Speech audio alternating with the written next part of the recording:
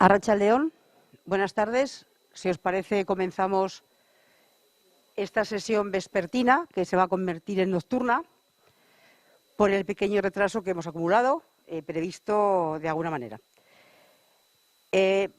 Simplemente voy a reiteraros la bienvenida a este encuentro de filmotecas, que además de ser un lugar de escucha profesional, lo es de escucha humana y personal. Hemos tenido oportunidad de hacerlo en la comida que hemos disfrutado. Ahora continuamos con una sesión de presentación de proyectos que me produce especial emoción presentarla por lo que tienen de colaborativo y por lo que tienen de que se inicia con un proyecto que se ha llevado a cabo entre las bibliotecas de Navarra, que son 93, más esta biblioteca que os ha quedado claro que estáis en la Biblioteca de Navarra, ¿verdad? Además de la Filmoteca. Tenemos la suerte de compartir un espacio de literatura, de biblioteca y filmoteca. Ahora somos filmotecarios. En vuestro honor nos hemos cambiado la profesión. Una sesión que va a contener, no lo previsto en el programa, una de las ponencias no ha podido llevarse a cabo, Nacho Belaoz no ha podido acudir. La primera será Fotogramas de nuestra memoria, que es la que os decía que se ha hecho en colaboración con el Archivo Filmográfico y las bibliotecas de la red. Presentarán Anabel Olasov, Clara Flamarique y Patricia Gorosquieta, que las tenemos ya preparadas. Colaboración entre la Filmoteca de Andalucía y la de Cataluña, no leeré todo, lo tenéis en el programa. Un proyecto educativo que presenta Raquel Zapater y otro proyecto en colaboración entre Filmoteca Española y otras filmotecas. Damos paso a esta mesa de comunicaciones y sí que, ya que hemos tenido un encuentro y un momento de escucha un poco largo, esto es lo que tiene tomar decisiones. Hemos decidido no tener descanso y hemos decidido, de la manera que sea posible, ser ágiles en la presentación de las comunicaciones que restan por la tarde. Cuando queráis.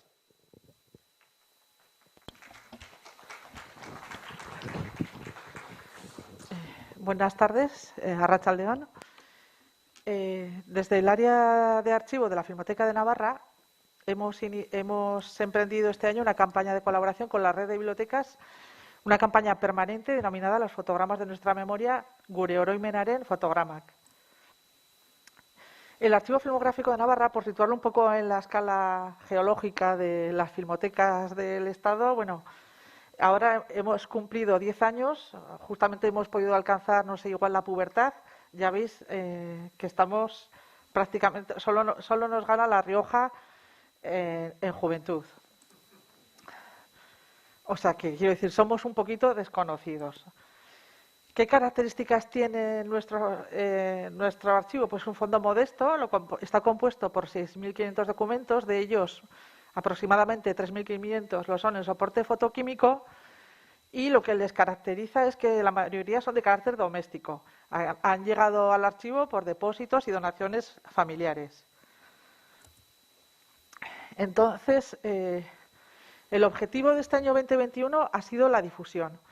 Primeramente teníamos el grandísimo compromiso de este encuentro de hacernos un poquito más visibles, por una parte, en la web, y viendo que teníamos que alojar este espacio, pues nos replanteábamos también cuál era nuestra presencia en la página web de la Filmoteca. Entonces, bueno, se cambió un poco toda la estructura para alojar pues un poco lo que es el significado del archivo y de paso abrirle sitio al encuentro.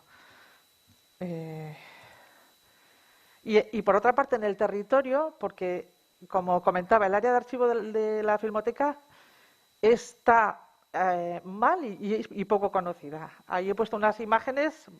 Mucha gente cuando oye hablar de la Filmoteca de Navarra solo piensa en la programación, lo cual dice mucho y bien de nuestro programador y de un programa consolidado y de una clientela muy fiel, pero la parte del archivo está un poquito escondida y a la sombra, y la gente, aun los que llegan a pensar que aparte de la programación hay más cosas, pues piensan que los servicios que puede prestar el archivo pues son un poco pues de distribuidora de cine. Igual te llama alguien de una casa cultural, oye, quiero programar, y no es eso, ¿no?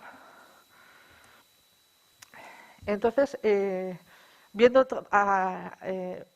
todas estas cosas, se nos ocurrió, ya que estamos compartiendo no solo edificio, sino pertenecemos al mismo departamento, a la misma dirección general, al mismo servicio, que es el de bibliotecas, pues con nuestros amigos de la red de bibliotecas públicas pues la alianza era muy natural. O sea, de hecho, nos evitaba cualquier tipo de convenio, que eso siempre ralentiza todo. O sea, simplemente en una serie de sesiones y conversaciones se estableció todo. ¿Qué materiales para la campaña se prepararon desde el archivo? Se preparó un pequeño videoclip que está difundido en la web y como vamos un poco más de tiempo, que son 3 minutos, no sé si ponerlo o no. Me da pena porque la verdad que es un montaje magnífico. A ver si funciona. Que preparó Patri.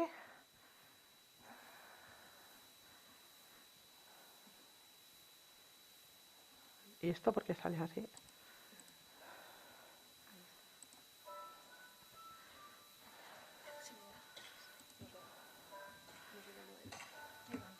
¡Ahí va! ¿Por qué?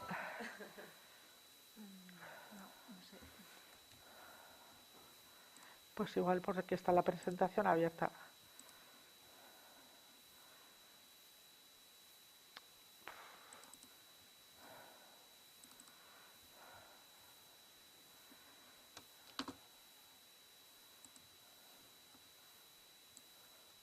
Bueno, así un poquito a lo casero, ¿no?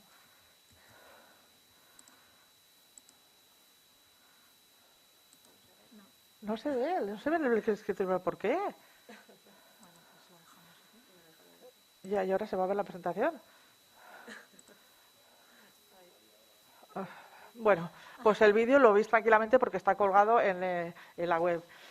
Y luego lo que se prepararon fueron una serie de sesiones formativas que tuvieron lugar con el personal de las bibliotecas que se apuntaron a la colaboración a finales del mes de marzo.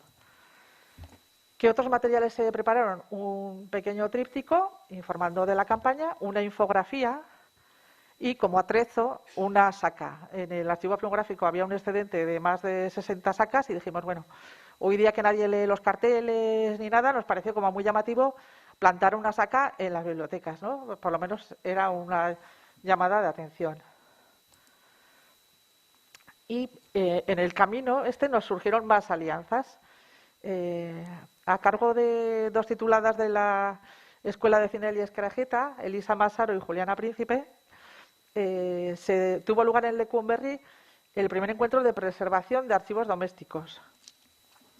Un encuentro autogestionado por ellas que hicieron, y muy bien, tengo que decir, de embajadoras de lo que es el programa del archivo filmográfico, dieron a conocer nuestro folleto y prepararon una pequeña guía de preservación casera, ¿no?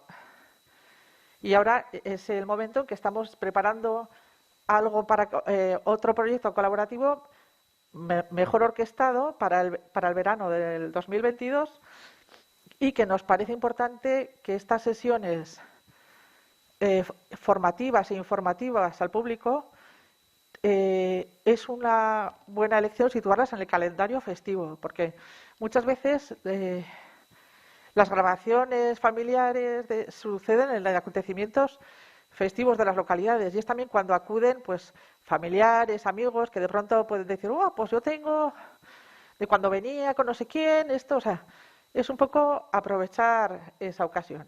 Y sin más, que vamos mal de tiempo, cedo la palabra a Clara.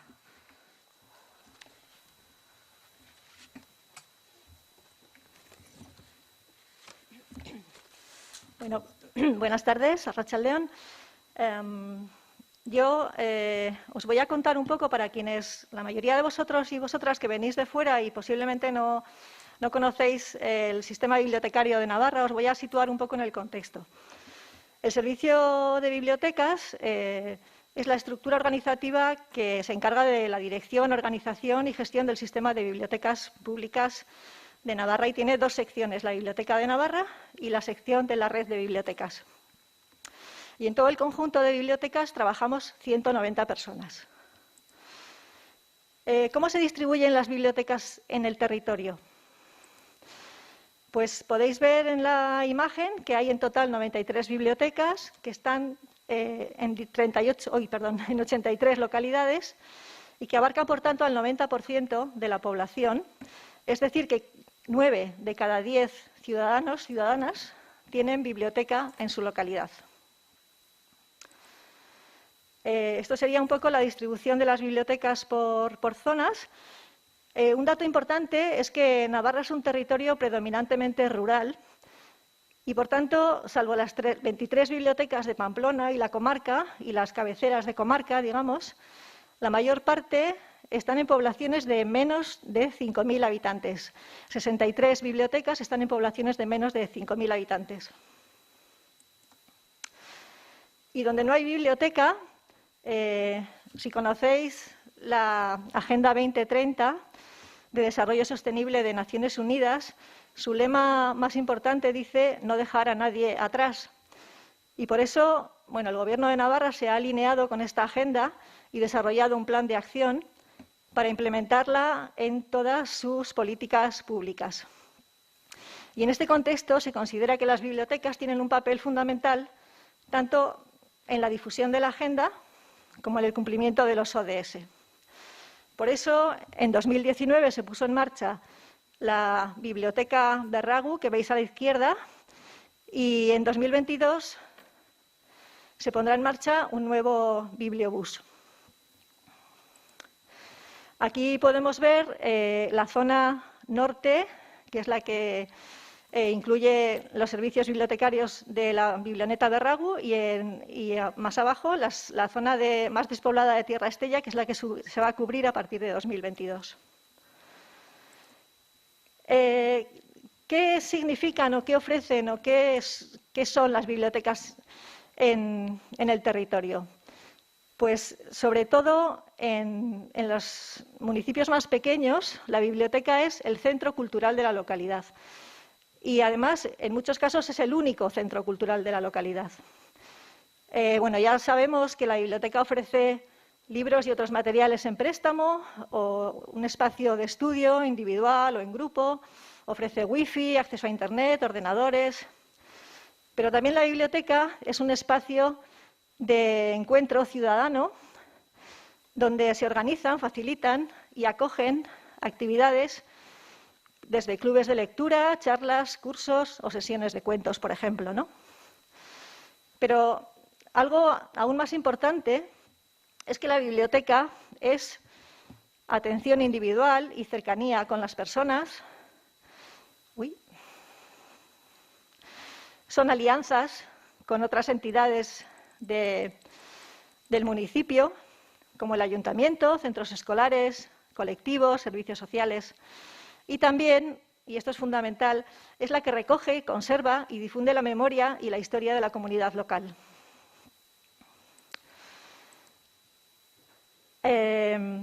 Bueno, de hecho, en un estudio que se publicó en 2016 titulado El valor de las bibliotecas y que recogía el impacto social y económico de las bibliotecas de Navarra, se dio la oportunidad a las personas encuestadas de hacer comentarios sobre lo que supone para ellas el servicio de biblioteca, especialmente en las zonas rurales, y estos son algunos de los comentarios. El servicio público que más valoro en mi pueblo, ya no me imagino mi pueblo sin biblioteca, la biblioteca es para nosotras un servicio fundamental a nivel educativo, cultural y también social, o para la comunidad en la que vivo, la existencia de una biblioteca es todo un lujo absolutamente necesario que debemos valorar, mantener y conservar. Por otra parte, la Carta de Servicios del Sistema de Bibliotecas Públicas de Navarra recoge que dos de los valores que sustentan la acción del servicio de bibliotecas son recoger la información local y hacerla fácilmente accesible, y actuar como memoria del pasado, recogiendo, conservando y brindando acceso a materiales relacionados con la historia de la comunidad y de las personas. Algo que también recoge la IFLA, que es el organismo internacional más importante del mundo bibliotecario, que, bueno, no voy a leer la frase porque ya la podéis leer, pero va en la misma línea. Y es por esta razón por la que desde el primer momento se pensó en las bibliotecas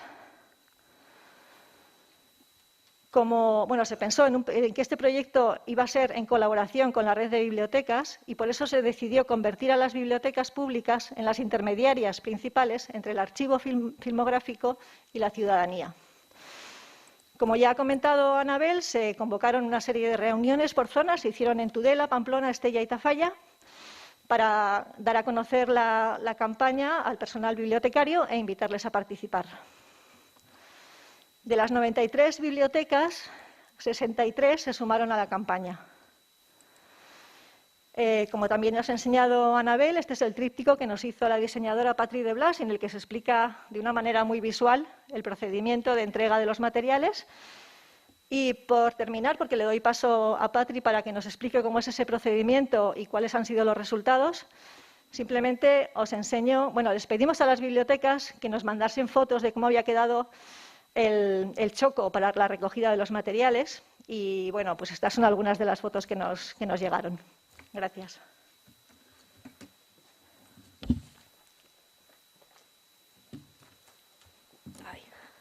Arratsalde on. Bueno, como comentaban ellas, habíamos diseñado un panfleto, bueno, un folleto, panfleto, bueno, folleto. Tenía que ser lo más visual posible porque, aunque también en la red de bibliotecarios tengamos gente mayor que ya que tenga como una cierta percepción de lo que es un material fílmico, VHS y demás, pues hay gente que igual no ha tenido la oportunidad de tocar nunca. Entonces, lo que decidimos es coger una sede principal de cada territorio en el que pudiesen venir la gente de los pueblos y acercarse y hacer una especie de charla informativa en el que ellos pudiesen tener contacto y conocer el material que de verdad estábamos buscando. Nuestra intención era poder acercarnos a los pueblos porque al final Pamplona es un núcleo, pero la gente de los pueblos, mucha gente nos acerca. Entonces no conoce lo que es la filmoteca, la labor que estamos haciendo en el archivo y era una manera de poder acercarnos a ellos.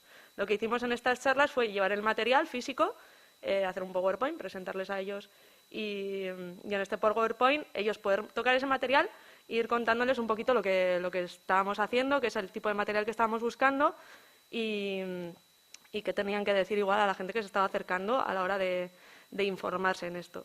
Entonces, bueno, les hicimos una especie de gráfico, ¿no? Pues eso, qué tipo de material de recogida, pues aparatos, cámaras, proyectores, nos hacen mucha falta los proyectores aquí, películas fílmicas, VHS, todo tipo de magnético. Lo del DVD, bueno, eso ya es un poco de disputa, que estamos un poco en eso, ¿no? También tipos de guiones, revistas, pues bueno, bobinas, todo tipo de material descartable. Y bueno, si tenían alguna duda, siempre es llamarme y ponerse en contacto conmigo. Al final, hablaba con Carolina ayer justo, que las archivistas no dejamos de ser psicólogas familiares, ¿no? O sea, es el gabinete de psicología. O sea, es una labor muy importante tener que hablar con las familias y saber comunicarnos con ellos, porque esa falta de confianza, ¿no?, que han tenido durante todo este tiempo, de cómo se quedan ese material, de dónde lo guardan, lo preservan, cuesta un poco hablar con ellos y que a veces que lo suelten y que entiendan la enorme labor que estamos haciendo desde aquí de poder rescatar todo ese cine. Pero bueno, poco a poco es fácil convencerles de momento. Hay gente que no, pero bueno. ¿Ha pasado? Ahí. Vale, en la otra parte del folleto lo que hacemos es explicarles un poquito lo que es el archivo. Pues eso, que es lo que hacemos aquí. El material que teníamos hasta hace 9 meses, ahora ha cambiado la cifra, por supuesto. Y luego eso, la manera que tienen de hacer aquí, pues eso, mediante depósito, que es la gran mayoría, o donación, que suele ser un poco más complicado. Y entonces, bueno, les poníamos una especie de objetivos de lo que tenían, de que es como esos objetivos principales nuestros, ¿no? Encontrar ese material, escucharles, siempre principal, digitalizar el material, ahora que tenemos nuevos equipos de digitalización aquí, que tenemos ahora un escáner de 8 y Super 8 y otro de 16 y 9,5, que eso nos ha facilitado mucho la tarea, que ha sido difícil. Luego poder documentar todas estas películas, porque claro, luego a la hora de cuando vienen investigadores o documentalistas y más están buscando imágenes, tenemos que ir alimentando una base de datos y alimentando mediante nuestra memoria etnográfica también de aquí, que es muy rica en costumbres y vamos, que hace falta buscar imágenes. La labor de conservar, súper importante, convencerles de que el sótano de su casa no es el sitio más apropiado, sino que aquí tenemos unas condiciones estupendas de temperatura y humedad que vamos registrando todos los días para que no se desborden y que eso al final les está dando vida. Y luego, pues, una manera de conectar las bibliotecas, ¿no?, con el archivo. Y bueno, o sea, así como anécdotas, me había apuntado, o sea, porque al final el boca a boca está funcionando, sí que hay gente que me ha dicho que no solo le ha llegado la información dentro de lo que es la biblioteca, sino que igual alguien del pueblo ha cogido el folleto, hay una persona mayor que no se ha acercado. Y oye, sé que tienes películas, ¿no? Pues he encontrado este folleto, esta labor es la que están haciendo. Entonces, hay gente que me ha llamado ajena a la biblioteca para traernos películas, lo cual eso es un dato súper positivo de que está corriendo la voz. Otra cosa súper importante también que me ha llegado a pasar, que es gente que directamente me está intentando como calzar, ¿no? De alguna manera. Oye, tengo este DVD con unas digitalizaciones que me hicieron hace años. Vale, ¿y el material original dónde está? O sea, es como nuestra labor principal es intentar llegar hasta la raíz de si eran Super 8 que se lo han digitalizado, ese DVD no nos sirve de alguna manera, ¿no? Porque ya estamos creando generación, ¿no? Una nueva generación de que se está perdiendo esa imagen. Queremos intentar conseguir que nos traigan el material primigenio, que es la raíz al final, ¿no? Ese material fílmico que es el importante, el que nos importa conservar. Entonces, bueno, eso suele ser un poco más difícil, pero bueno, ahí va. Y esa parte de la confianza, pues la cosa, la verdad, que está en los 9 meses que llevamos, está saliendo súper bien, porque la verdad está entrando como mucho más material del que estaba entrando antes. Entonces, esa labor de confianza parece que está funcionando. Hasta el momento llevamos un total de 318 documentos recogidos, 34 son películas en paso 35 milímetros, que estas películas en realidad son películas comerciales, porque los antiguos cines de los pueblos había mucha gente que el que era proyeccionista se quedaba las copias, no decía nada, y entonces han ido apareciendo. Que al final, pues bueno, son películas que no están muy bien, pero bueno, como archivo tenemos que acogerlas. Luego nos han llegado 4 películas en paso de 16 milímetros, 60 en Super 8, que para llevar 9 meses de campaña es bastante. El VHS está ahora mismo en auge porque la gente está a tope con las comuniones y las bodas. Y luego, bueno, pues aparte de eso, pues VHS C, mini DV y de momento hasta ahí. Vamos, o sea, para 9 meses nos parece un dato bastante significativo dentro de lo que estaba llegando antes. Y nada, bueno, esto ya. Estas son las localidades, un poquito de... lo hemos puesto por colores, en plan de, pues eso, la zona naranja, de cuántas películas teníamos hasta el momento de cada localidad. Entonces, es que había algunas que era una pasada de donde vemos que hay una carencia de imágenes de pueblos de los que no tenemos y que queremos llegar al final, que sabemos que hay gente que tiene películas. Pero bueno, esto es como paciencia, ¿no? Poco a poco, y tiene que pasar un poco de tiempo para poder hacer una buena estadística, pero de momento está siendo bastante, bastante positiva. Así que, bueno, ya está aquí, mi Esker.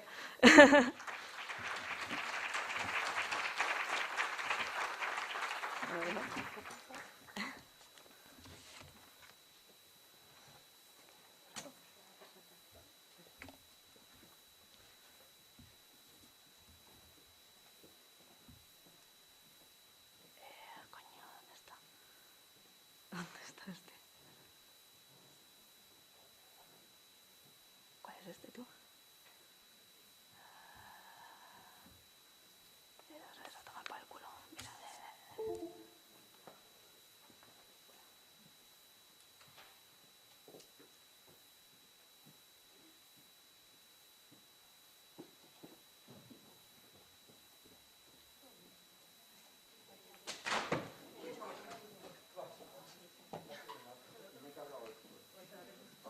¿Estás bien? Madre mía. Que me he quedado esto. Es que he saltado, yo no estoy tan joven.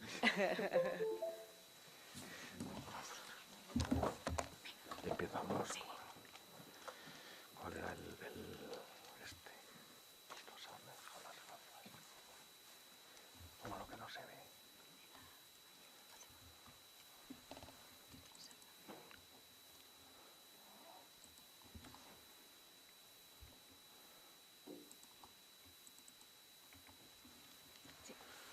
Buenas tardes, Arratsaldeon.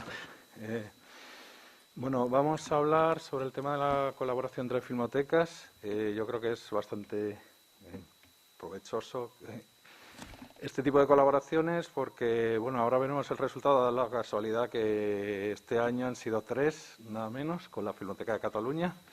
Son casualidades, sabe Dios por qué, pero han salido, ¿no? Entonces, bueno, empezamos con la primera, que es un día por Málaga. es una producción que llevábamos tiempo con ella realmente, pues, o sea, hicimos, era un material que apareció en la Filmoteca, no estaba identificado, estaba lleno de barro, era un rollo, 2 rollos de película, muy estropeado, bueno, no estaba muy estropeado, estaba muy sucio, realmente lo dejó un tipo allí, tampoco cogimos los datos ni nada, y parecía un material de desecho, lo mandamos limpiar y apareció lo que era Un día por Málaga, que pensábamos que iba a ser un documental típico de la ciudad sobre monumentos principales, etcétera. Y resultó una curiosidad porque, bueno, ahí vienen los datos, era una obra de Josep Gaspar, aparece como José Gaspar porque era la etapa madrileña, él trabaja, bueno, es catalán, de Manresa es, ¿no? Gaspar y Serra, entonces, bueno, ahí era delegado, creo que de Alagomón en Barcelona, y en un tiempo se traslada a Madrid y, bueno, la novedad es que parecía que lo que era en principio una labor solo de operador resultó ser que parece ser que creó su propia productora y aparece como tal, José Gaspar y compañía. Entonces, la curiosidad del documental, como decía, no es el típico documental de la ciudad, o sea, de los principales monumentos, porque empezamos a ver la película y no hacía más que aparecer gente. No había ni un monumento. Bueno, había 2 iglesias, para atrás, creo que era aquí. Ahí, si os fijáis, vienen las localizaciones, entonces son principales enclaves de la ciudad, pues el mercado, etcétera, el parque, pero no hacía más que aparecer gente, entonces parecía muy extraño, no era muy común, salidas de misa, salidas de trabajadores, etcétera. Y ahí vino un poco la solución. Esa era la primera parte, la segunda parte está dedicada al torero Paco Madrid, bastante célebre en la época, un torero malagueño, entonces se hace una capea, etcétera, ¿no? ¿Cuál fue la solución? Hicimos una investigación, sobre todo a través de un investigador periodista de Málaga, Francisco Griñán, que empieza a investigar en los archivos, en las hemerotecas, etcétera, y llega a unas conclusiones que yo creo que son bastante verídicas. O sea, existía en Málaga el cine Pascualini, ahí aparece en la fotografía. A ver, el empresario Emilio Pasquali parecía que vendía más ponerse italianizarse el nombre, poner Pasqualini parecía que, yo que sé, era más internacional, más moderno, ¿no? Entonces, bueno, él como empresario, aparece en esa época en Málaga una disputa sobre los cines, a ver quién se lleva el gato al agua, para hablar pronto y claro, y se le ocurre este tipo de ideas, se encarga, ahí está la duda, o sea, parecía que podría ser que el Paco Madrid, lo que era el torero, encargara la producción a Gaspar en Madrid y mandara para que filmara una película. O la otra opción es que el propio Emilio Pascual filmara la película, o sea, como promoción de su propio cine, ¿no?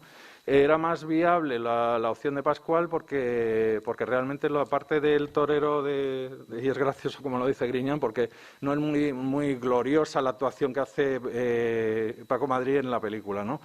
Entonces era más viable, sobre todo por la insistencia que aparecía en prensa sobre venga al cine Pascualini para verse. A ver, el truco de esta historia era sacar gente.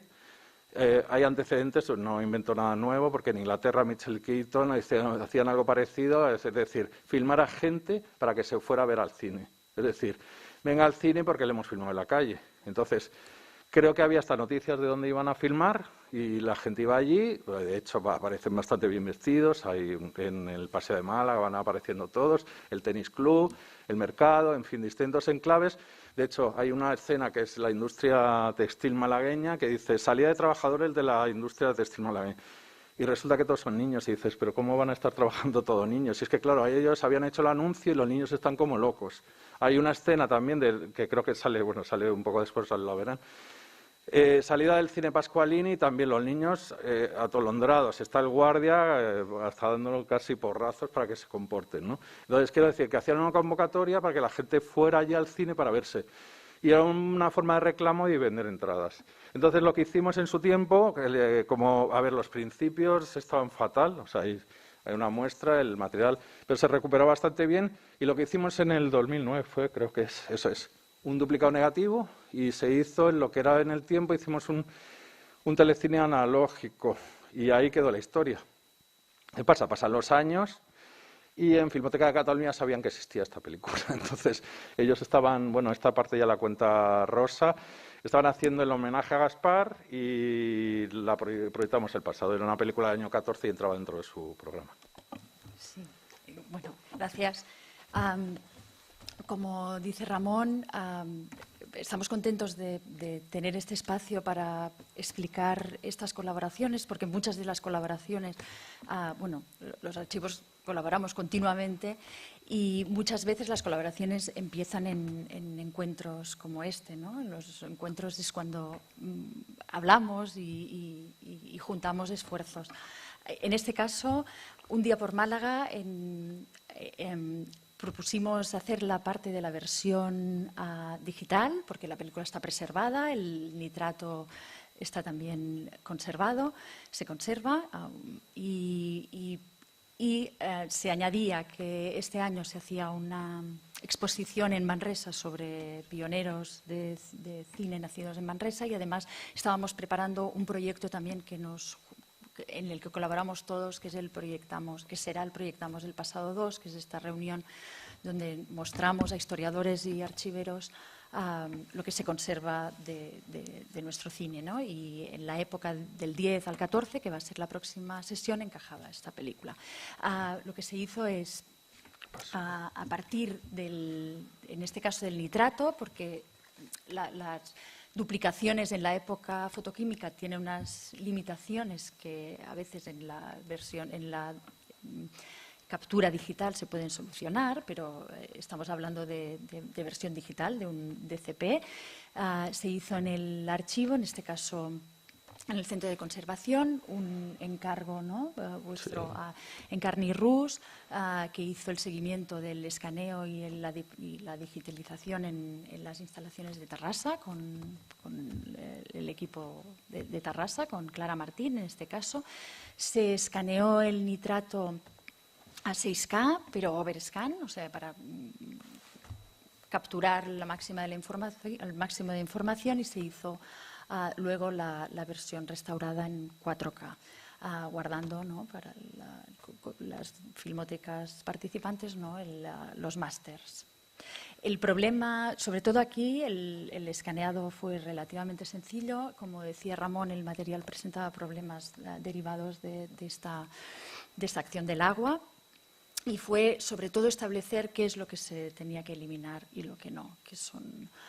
El material tiene muchos problemas de partida, hay errores de rodaje, un problema, sobre todo en el momento que se hizo la primera copia. Es un material de segunda generación, una copia que viene del negativo, pero en el momento de hacer esta copia tiene bastantes errores y el material pierde el foco y hay entradas de luz.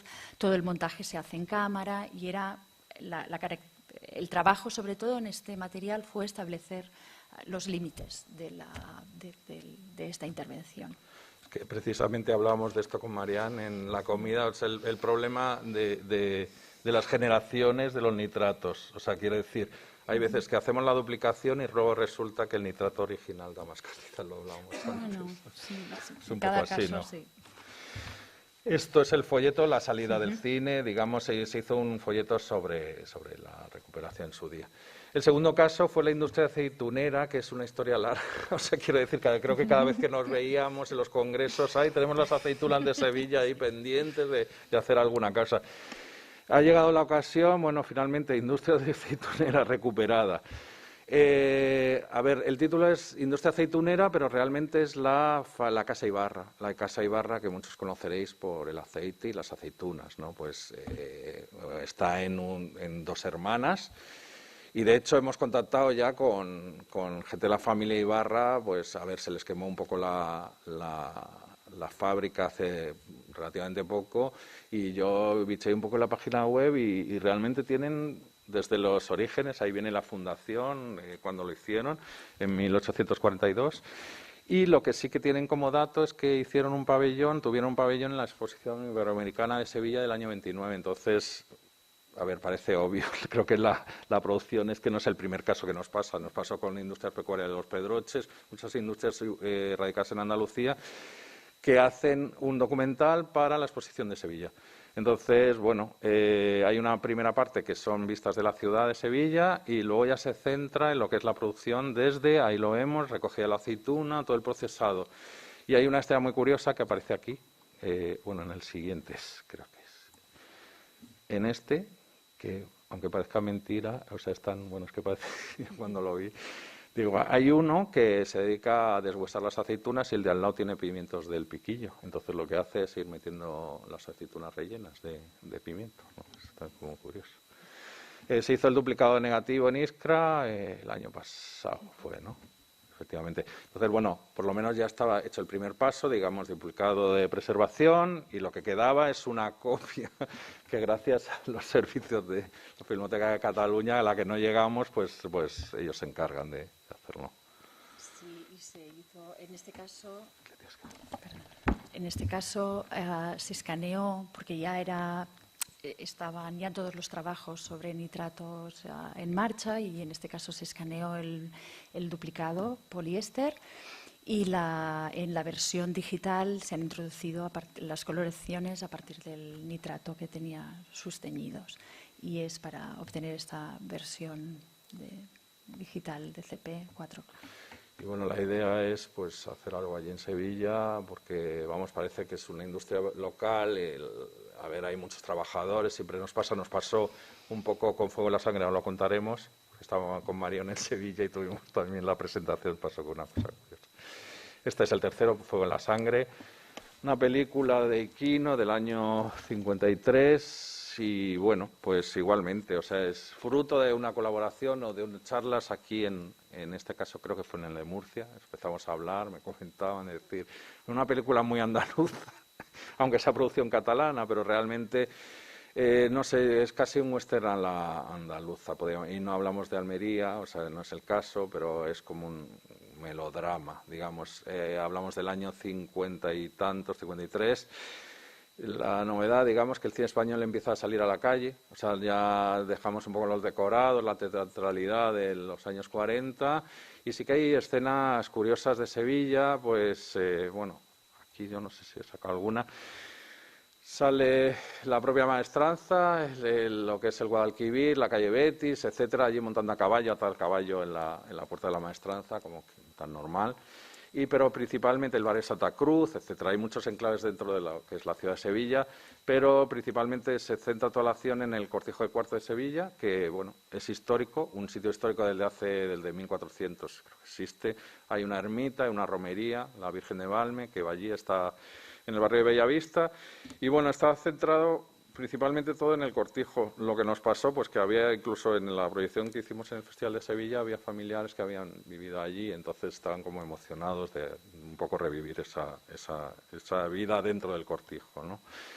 Se hizo la restauración, bueno, ella lo va a contar mejor, o sea, a partir de distintas copias se hizo el trabajo, ¿no? Sí, en este caso la colaboración es a 3 bandas, es Filmoteca Española, Filmoteca de Andalucía y Filmoteca de Cataluña.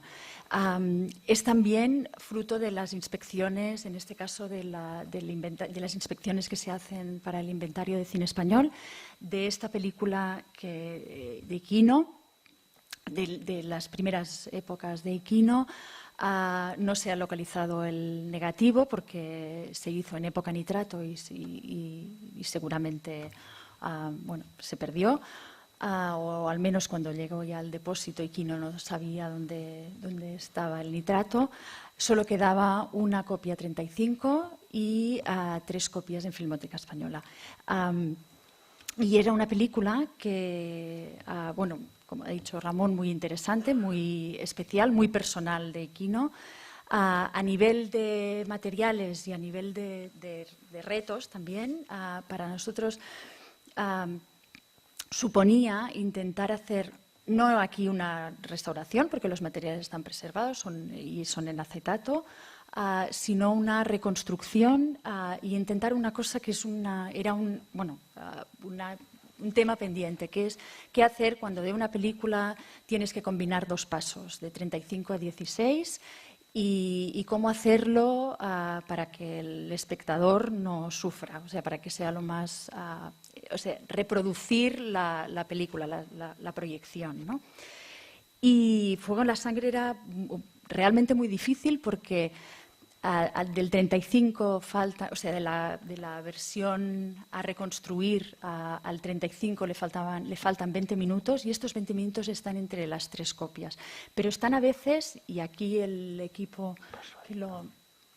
que hizo toda esta reconstrucción, que fue encabezado por Ferran Alberic, y después hizo equipo con Manela Miñana, con Xavier Cámara y con Clara Martín y Andrea Campillo. El reto era cómo hacer, porque es realmente un puzzle, a veces de un fragmento que daban 18 fotogramas, 20, 30, y esto a lo largo de muchísimos pedacitos, ¿no? Xavier Cámara aquí, como veis, un poco ya veis que arriba a la izquierda está el 35 y las 3 copias, ¿no? No sé si aquí. Entonces, Xavier Cámara ideó un sistema de, una vez escaneados, y a mí realmente me parece, luego he traído un clip para que se pueda ver, que es a partir de escanear todos los materiales se han hecho las transiciones alargando, o sea, utilizando 24 fotogramas, intentando con softwares, con Resolve y con Diamant, acoplar la imagen. Como las transiciones son más lentas y el ojo se adapta mejor a este cambio, es posible hacerlo. Luego, ya corrigiendo e intentando igualar fotográficamente, el resultado es al menos de esta película, que era una película invisible, que era imposible verla en su totalidad. Ahora hay una versión de difusión. Vemos el clip, no, el clip de la transición. ¿Lo quieres poner Después. Terminamos. Vale, espérate. Sí. Bueno, vamos a poner un tráiler. No, espera. Primero el clip, ¿no? ¿Es este? Okay. Sí, aquí hay 4 cambios de 16. Ay, no, perdón. Es lo de antes. Espérate. Lo tenemos aquí. Ay, por favor. No te preocupes. Es que no lo pillo. Es que no vemos. ¿Dónde está el ratón? Ay, por favor. Es que, ¿por qué no se ve? Eso. Aquí. ¿No se ayudáis? Ahora, Ahí. ya está. Espera. Era aquí abajo. Ah, Trailer. este. Espera, voy a ¿Se ve? abrir con. Sí. Vale. Eso. Ya está. Ahora. No sé. ¿Por qué no se puede ver aquí? Espera, lo vuelvo a hacer. Eso es importante. Claro, antes también les ha pasado a las ¿Y por qué se me va compañeras, el ¿no? ratón? Es que no sé dónde está. Sí, a ver, cierra otra vez. No, lo has dejado en pequeña, ¿eh? Cierra todo. Cierra todo. ¿Cierro? Cierra todo. Ahora aquí. Abrir con el derecho. Abrir con arriba, ahí. Luego LED. Ahora, pantalla completa. Pero ¿por qué no se ve aquí? Pues hay ¿por que qué no se puede reiniciar. ver? No. Pues no sé si se reinicia. ¿Hay alguien? Es que no es problema de... A ver si hay algo aquí abierto. Estaba esto. Eso puede ser. Vale. Y este también, ¿no? Mira, el YouTube de antes. ¿Ves? No tiene nada que ver. Ahí.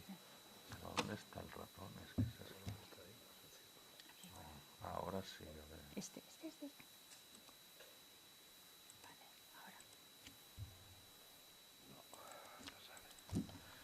Bueno, pues... Hay algo Bueno, abierto. no pasa espera, nada. a ver que hay cosas más abiertas aquí. ¿No será esto? A ver aquí. Esto. Yo cierro todo. Sí. No, pero es que aquí se ve. Vale. Es que teníamos también un trailer. Es que se ha ido el escritorio. No se ve. Ya, pero... Vale. Espera, siéntate. Estás mejor.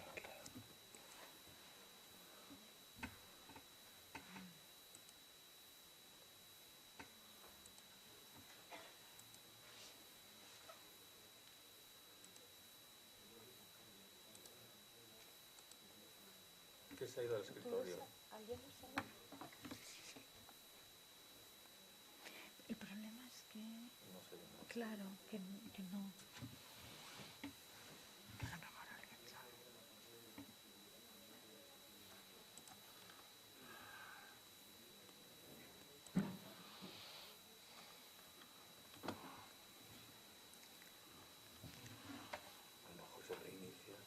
No, ¿sí?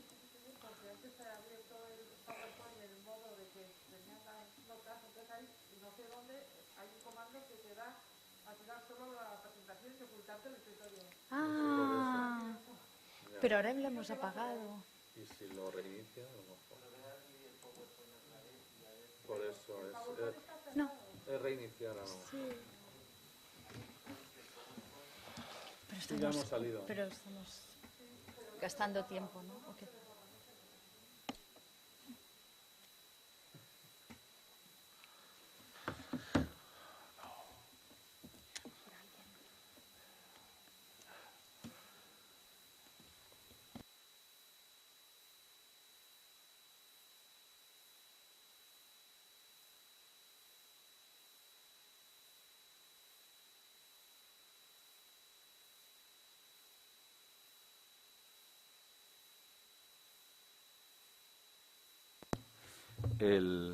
Acabamos, bueno,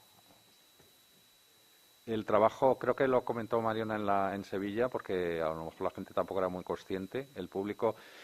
A ver, en Sevilla tuvimos la reunión, porque había una reunión de programadores también, a ver, el Festival de Sevilla siempre reserva una sección a Filmoteca de Andalucía y es de elogiar, desde luego.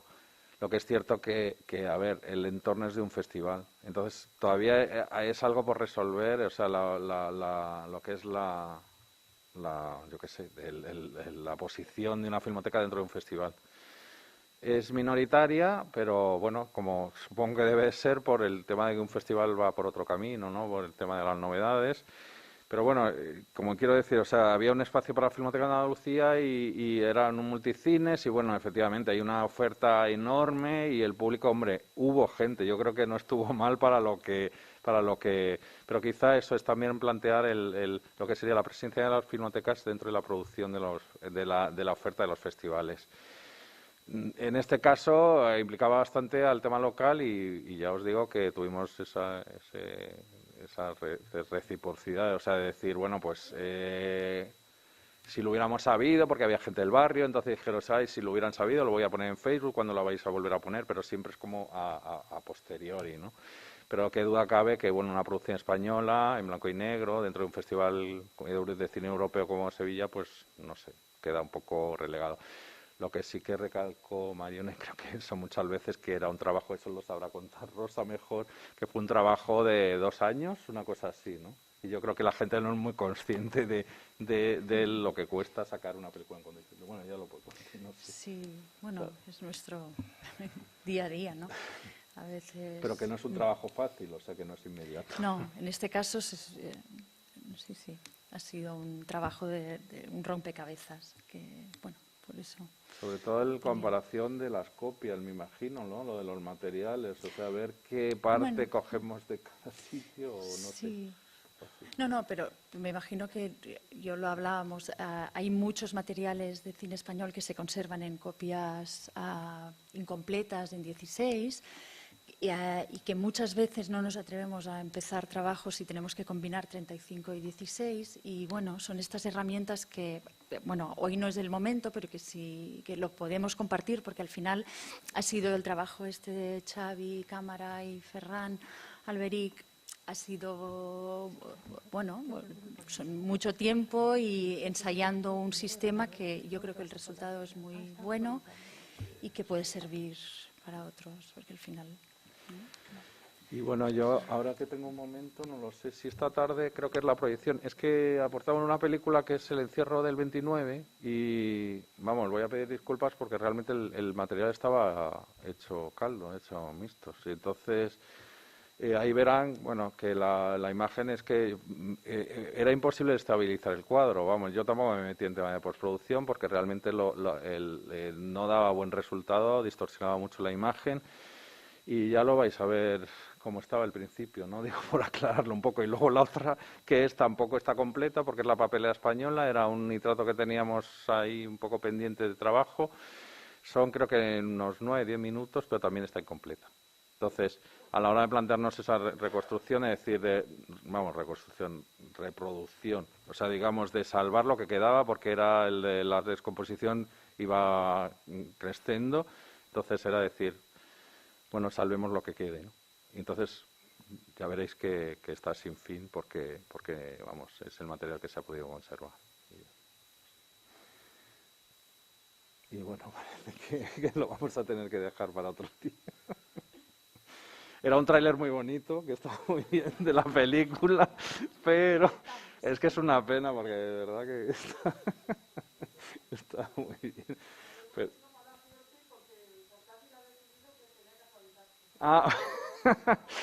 bueno, poco a poco. No sé, si tenéis alguna pregunta o... mira, ya. Ya vi esto, que encima se actualiza. No me lo creo. Ay.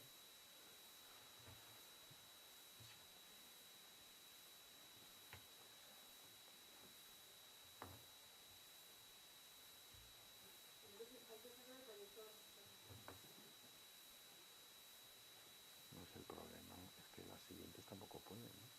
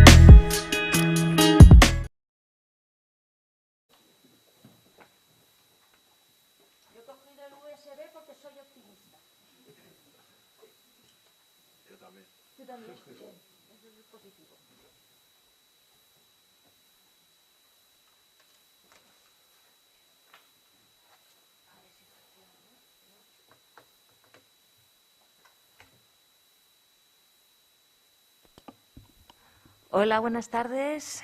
Y mientras vemos a ver si la tecnología consigue dejar de revelarse, ¿vale? Me presento, soy Raquel Zapater y formo parte de la Filmoteca Valenciana. Soy una técnico de documentación, pero también llevo a cabo la coordinación de las actividades didácticas de la Filmoteca. Y precisamente por eso estoy aquí.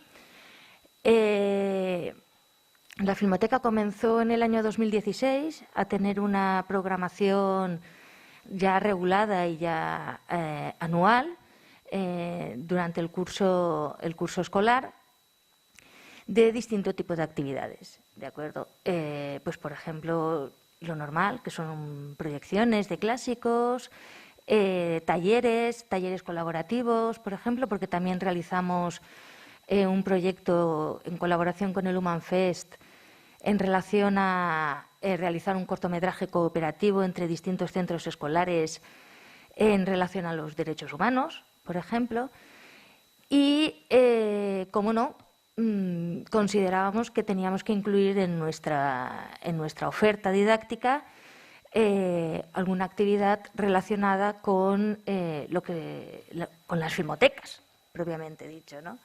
Entonces, pues creamos lo que es la actividad que nosotros denominamos ¿qué es una filmoteca?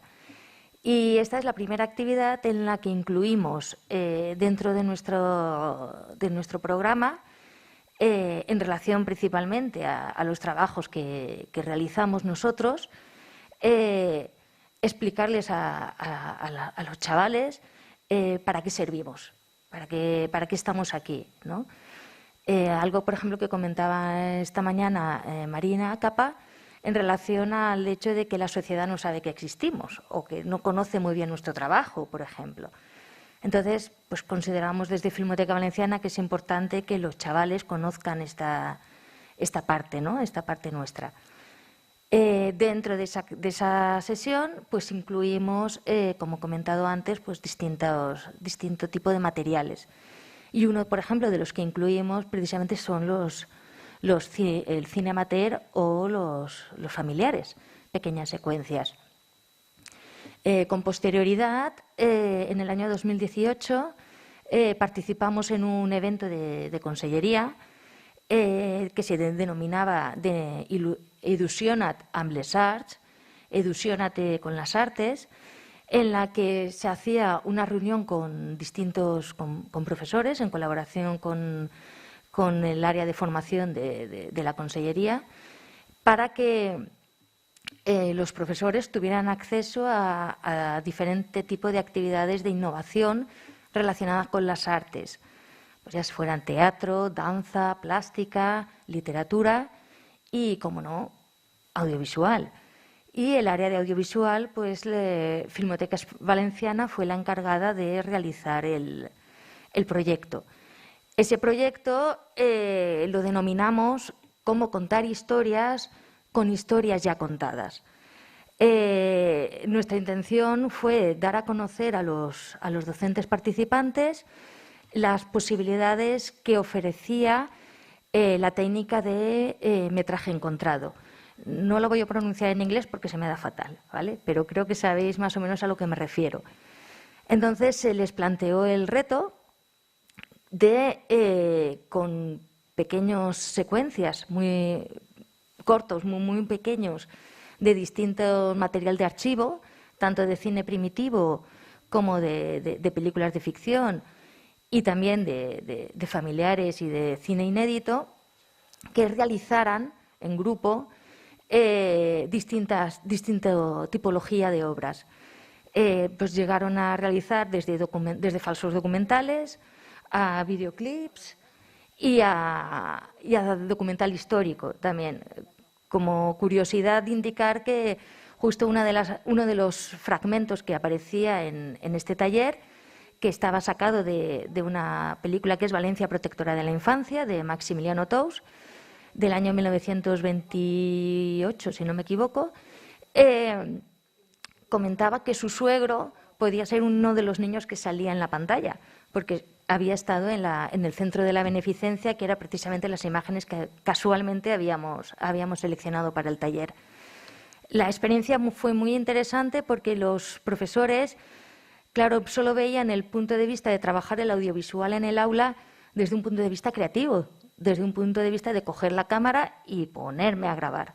Entonces, no se les había ocurrido que el fondo de los archivos podían ser también un punto de partida para realizar otro tipo de obras y para que los chavales tuvieran otra forma de acercarse al montaje, por ejemplo.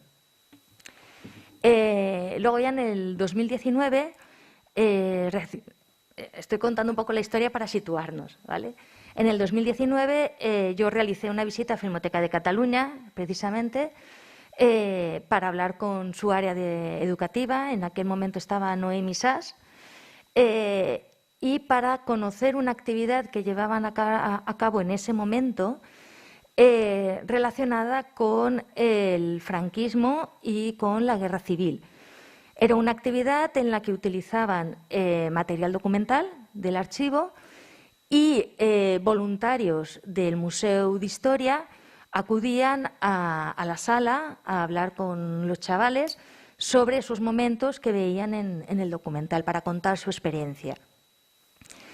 Y ese fue el detonante, esa fue la inspiración, y le agradezco a Filmoteca Española la inspiración, la Filmoteca de Cataluña la inspiración, precisamente, para nosotros encontrar la fórmula que estábamos buscando de cómo usar el material familiar, el material amateur, para, no me gusta hablar de formar, pero para trabajar con los chavales, ¿no? Para darles a conocer este otro punto de vista, este otro audiovisual que ellos, salvo a lo mejor en petit comité, en lo que es precisamente en su entorno familiar, más allá de su entorno familiar, pues no habían podido conocerlo. Y de ahí nace nuestra actividad Imatges dels Records, Imágenes de los Recuerdos.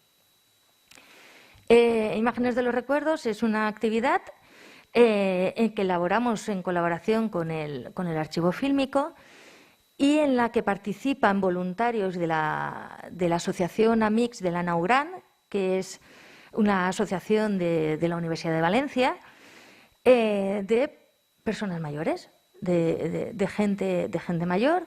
Su edad oscila entre los 75 y los 86 años aproximadamente, y vienen a la sala a contar sus recuerdos. La diferencia en relación a lo que comentaba antes de Filmoteca de Cataluña es que nuestra sesión se centra desde el punto de vista del cambio social y de cambio urbanístico, ¿vale? Se centra en la ciudad de Valencia exclusivamente y de lo que se trata de entablar es un diálogo generacional entre la juventud actual que vive en la Valencia actual con la gente mayor que ha visto cómo esta ciudad ha ido cambiando a lo largo de las décadas. Y realmente, ¿qué es lo que hace cambiar a una ciudad? Podría ser la pregunta que planteamos, si es el urbanismo el que afecta a la sociedad o si es la propia sociedad la que acaba impulsando ese cambio urbanístico. Entonces, a raíz de ahí, utilizando diferentes secuencias, también aprovechamos para dar a conocer lo que es el cine primitivo, lo que es el cine valenciano de principios de siglo. Claro, realizar una sesión como Imatges dels Records exclusivamente con cine familiar es muy, muy complejo. No disponemos de suficientes imágenes para poder crear una sesión exclusivamente con familiares o con cine amateur. Por ello, empleamos también otro tipo de material. Por ejemplo, el cine histórico, el cine primitivo, que es además muy interesante desde el punto de vista de que les damos a conocer a los estudiantes el origen del cine en Valencia. Y luego también otro tipo de obras que son más de carácter documental, que estaban más enfocadas a lo que era dar a conocer Valencia de cara al exterior. También utilizamos pequeños fragmentos de una obra de ficción que es El niño que robó $1 millón, que se realizó en los años 60, que el director es Crichton, el mismo que dirigió luego Un pieza llamado Wanda, ¿vale? Para que os situéis. Pues en los años 60 realizó una película que resulta de un valor incalculable para nosotros porque es un recorrido por toda Valencia de esa época. Supongo que conocéis la película y si no, pues en YouTube está, ¿vale? Para daros una idea. Entonces, estas sesiones se realizan sin un guión, o sea, no hay un guión previo. Cada sesión que hemos realizado, y hemos realizado 3 hasta la fecha, es única. ¿Por qué? ¿Por qué no empleamos un guión? Porque consideramos que guionizar los recuerdos es un error. De hecho, cada sesión con estas mismas imágenes y repitiendo voluntarios es distinta, o sea, es completamente distinta, porque ellos evocan según momentos y según circunstancias. Luego, además, lo que nos ha resultado muy gratificante es la recepción de los alumnos, porque a lo mejor en un principio, pues cuando planteamos esta actividad, existía la duda de ¿y esto le va a interesar a chavales de 15 años? ¿En serio esto le va a interesar a chavales de 15, 16 años que están enganchados ahí en las tablets y en las pantallas? Pues para nuestra sorpresa resulta que sí, sí que les interesa. Bueno, para mi sorpresa no, que conste, que yo siempre confié en ellos. Pero quiero decir, precisamente la singularidad de este material es lo que les llama la atención, porque se sale de aquello, de la norma, de aquello a lo que realmente están acostumbrados a ver. Entonces, al principio, cuando comienza la sesión, llegan con la actitud típica de, bueno, voy a pasar 2 horas aquí viendo una película, me van a soltar un rollo y yo cogeré y me iré. Entonces ya cuando empiezan a ver que no vienen a ver una película, propiamente dicha, que no vamos a soltarles ningún rollo y que además pueden participar libremente en la sesión, realmente la cosa fluye y fluye muy bien. De hecho, en muchas ocasiones ellos mismos se han lanzado a contar anécdotas de su propia familia o de su propio barrio.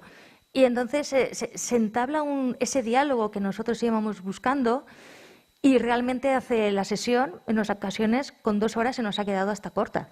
De verdad, lo digo sinceramente.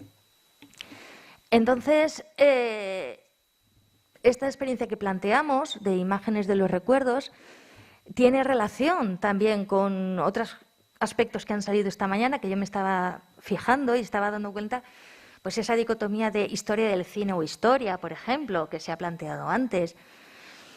Es que aquí se une. Realmente es una sesión que plantea las dos opciones. O sea, la historia, como se les transmite a los chicos, a las chicas actualmente, no es lo mismo leerlas o que te las cuente gente que te está contando de oídas, que no gente que realmente ha vivido esa historia.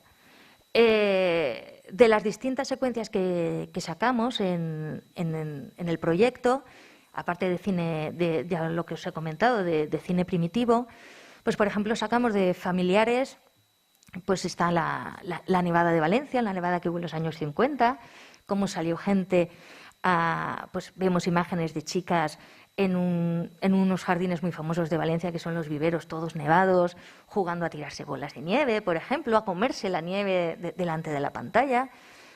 Claro, yo particularmente jamás he visto nevar en Valencia, por poner un ejemplo. Para ir a ver la nieve siempre me he tenido que ir a Valdelinares o me he tenido que ir fuera, porque eso es algo que nunca me ha llegado. Y claro, impresiona. Es un momento jovial que llega, realmente llega y se transmite. Y luego, principalmente, lo que más les llama la atención a los chicos y a las chicas es la riada. Las imágenes de la riada de Valencia del año 57 son unas imágenes muy impactantes porque, claro, el río Turia se desbordó no una, sino 2 veces, rompió puentes y llegó a varios metros de altura el agua.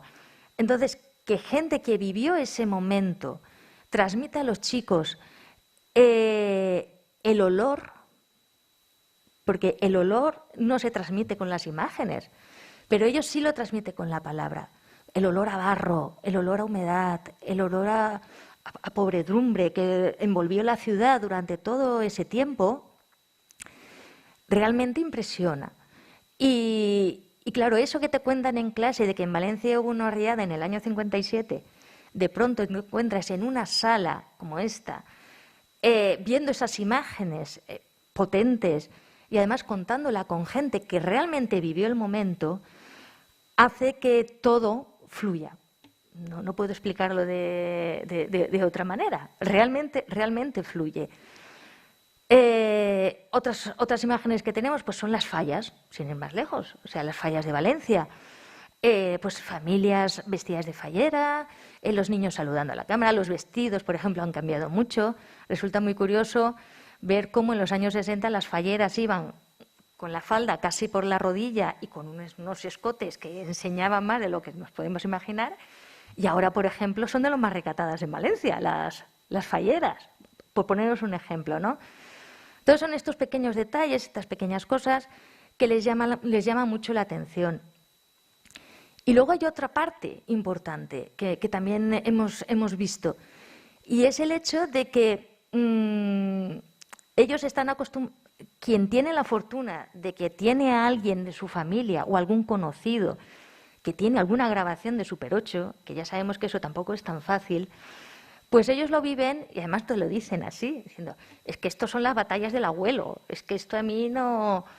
Porque piensan que es su espacio, pero cuando ven que esas imágenes que ellos en su momento no han valorado, que realmente tienen importancia, que realmente es historia, que es su historia, porque al final es así, estamos viendo la historia de la sociedad valenciana, ya lo miran desde otro punto de vista. Y cuando les haces entender, para hacérselo más cercano, que lo que están grabando con el móvil también es historia, que aquí, pues si este tema siempre sale, ¿qué va a pasar con esas imágenes?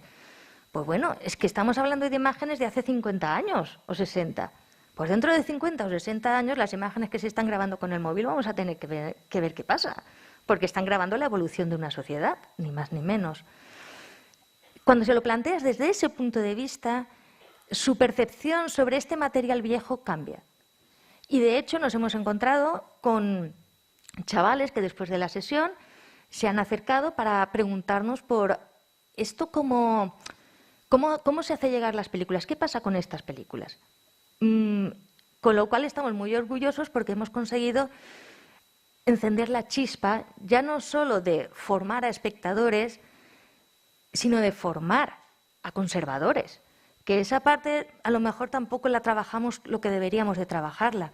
Que los chavales sean conscientes de que este patrimonio audiovisual, que ven a lo mejor muy lejano, es suyo también y que lo tienen que cuidar. Lo que hablaba también esta mañana de eso de que es que la sociedad, claro, si la sociedad no sabe lo que hacemos, no nos valora, pues tendremos que hacérselo mostrar de alguna manera. Y este vía, ya digo, tanto como que es una filmoteca como con Imatges dels Records, estamos viendo que sí que hay receptividad.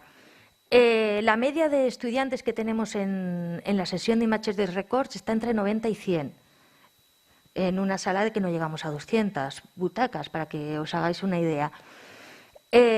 Las encuestas, porque siempre pasa una encuesta después de todas las actividades, es toda muy positiva. Por parte de los profesores les parece que es una experiencia única para sus alumnos y sorprendentemente por parte de los alumnos resulta que también les ha interesado el tema que les hemos planteado. Y además, otra cosa que hemos detectado con las sesiones es el gran desconocimiento en varias ocasiones de los alumnos de sus propias tradiciones y de su propia ciudad. O sea, al final se circunscriben a su espacio, se circunscriben a su barrio y no ven más allá. Entonces, para ello, planteamos, y además lo hicimos durante el confinamiento, crear una guía, que la tenemos aquí, que es una guía didáctica que hemos hecho de la actividad, precisamente, en la que incluimos diferentes aspectos. Claro, no podemos hablar de planos en estas películas, evidentemente, pero sí podemos hablar de soportes, sí podemos hablar de material, del material tangible. Ellos nunca han oído hablar de un Super 8, ni de un 16, ni de un beta, ni nada parecido. O sea, ellos son generación digital. Luego de historia del cine valenciano también, de sus propias tradiciones que desconocen también. Y planteamos actividades que pueden realizar con posterioridad en su centro o incluso con sus propias familias. Y ya hay centros que nos están haciendo el feedback de que sí que las están haciendo en clase. Con lo cual, esa experiencia que han vivido en la sala ya se está reproduciendo fuera también. Los voluntarios que vienen, que son una parte fundamental, bueno, les encanta. O sea, salen con una energía súper emocionados, porque claro, cuando les planteas esta opción, les dicen, ¿pero qué tenemos que hacer? ¿Qué tenemos que decir? Y cuando les dices, no, si tenéis que ser vosotros, tenéis que contarnos vuestras historias, ya está. O sea, no, sois vosotros libres de decir o de no decir también. Y al final, claro, se encuentran en su saltesa y empiezan a contar cosas y realmente son cosas muy, muy divertidas en muchos casos. Luego también cuentan cosas que los chavales no han oído, como el Plan Sur, que el Plan Sur se realizó en los años 70 y fue para cambiar el cauce del río Turia, para prevenir antiguas riadas. Claro, lo que no saben es que ese Plan Sur lo pagamos los valencianos con sellos, ¿vale? Con sellos. Cuando la gente iba a tirar una carta a correos, le ponían una estampita que eran 25 pesetas más para pagar el Plan Sur. Claro, les dices a ellos mandar una carta, casi como dicen, ¿cómo que mandar una carta? Entonces, son pequeñas cosas, pequeñas anécdotas que realmente van calando. Y para terminar, pues quería comentar una frase que dijo una de nuestras voluntarias, que a mí me llegó, que fue que esta sesión, Imágenes de los Recuerdos, para ella era el momento más valuoso. O sea, su tesoro más valuoso son los recuerdos. Y realmente este cine que guardamos, este cine del que estamos hablando durante todo el día de hoy y estos días, es el tesoro de mucha gente, porque son los recuerdos de mucha gente. Y yo creo que eso es... para mí es un honor estar en una filmoteca y estar trabajando en una filmoteca y pensar en que estamos guardando unos tesoros muy importantes. Muchísimas gracias y siento no haber podido enseñar el PowerPoint. ¿Qué le vamos a hacer? Espero que os haya gustado. Bueno, si hay alguna pregunta. ¿No hay ninguna pregunta? Vale.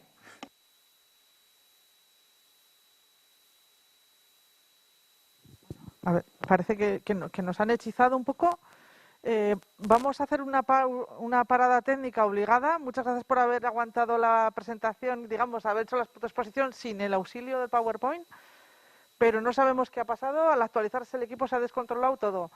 Como tenemos que reiniciar el rack y se va a ir el sonido, se va a ir todo, os invito a descansar un poco 10 minutos y a ver si para la vuelta hemos recuperado la señal del proyector y todo.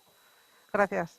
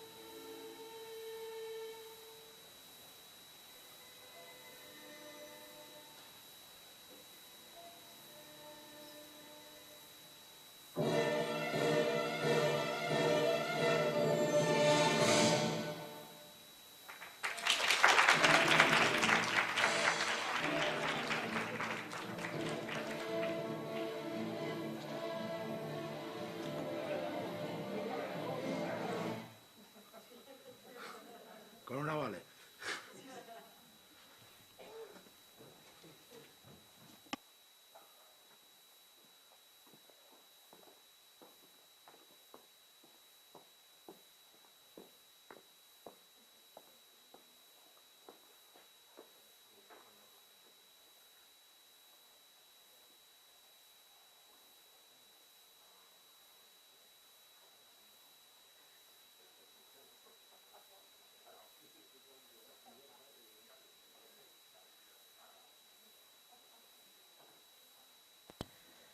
Bueno, buenas tardes.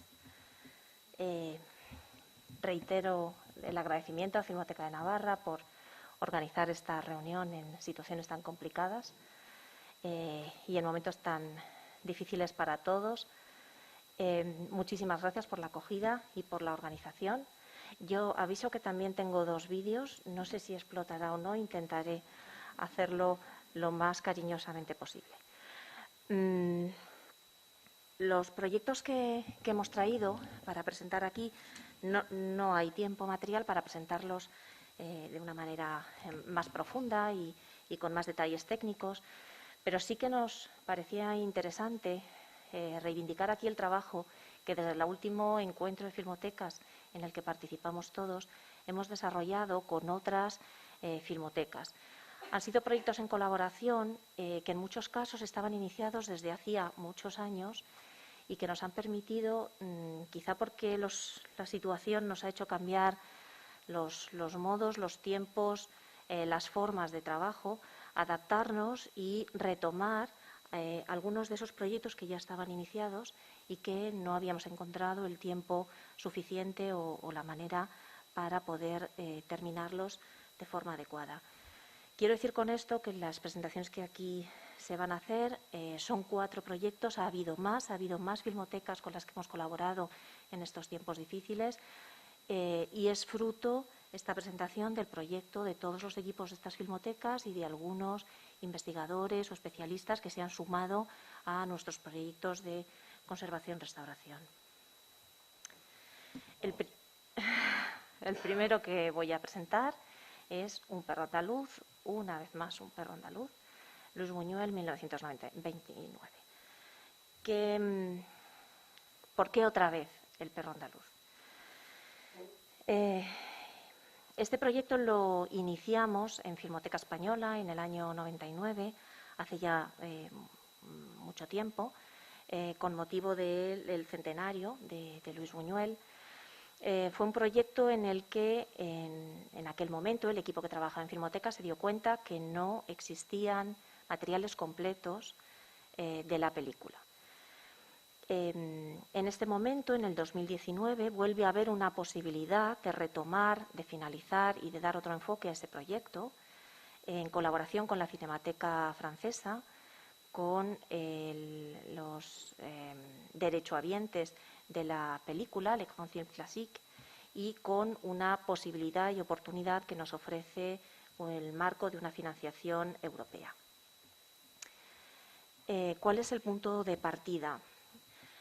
Es la introducción de los formatos digitales que en el año 2003, cuando se termina este proyecto de conservación-restauración, todavía no se habían extendido ni funcionaban de la manera que ahora funcionan en las filmotecas.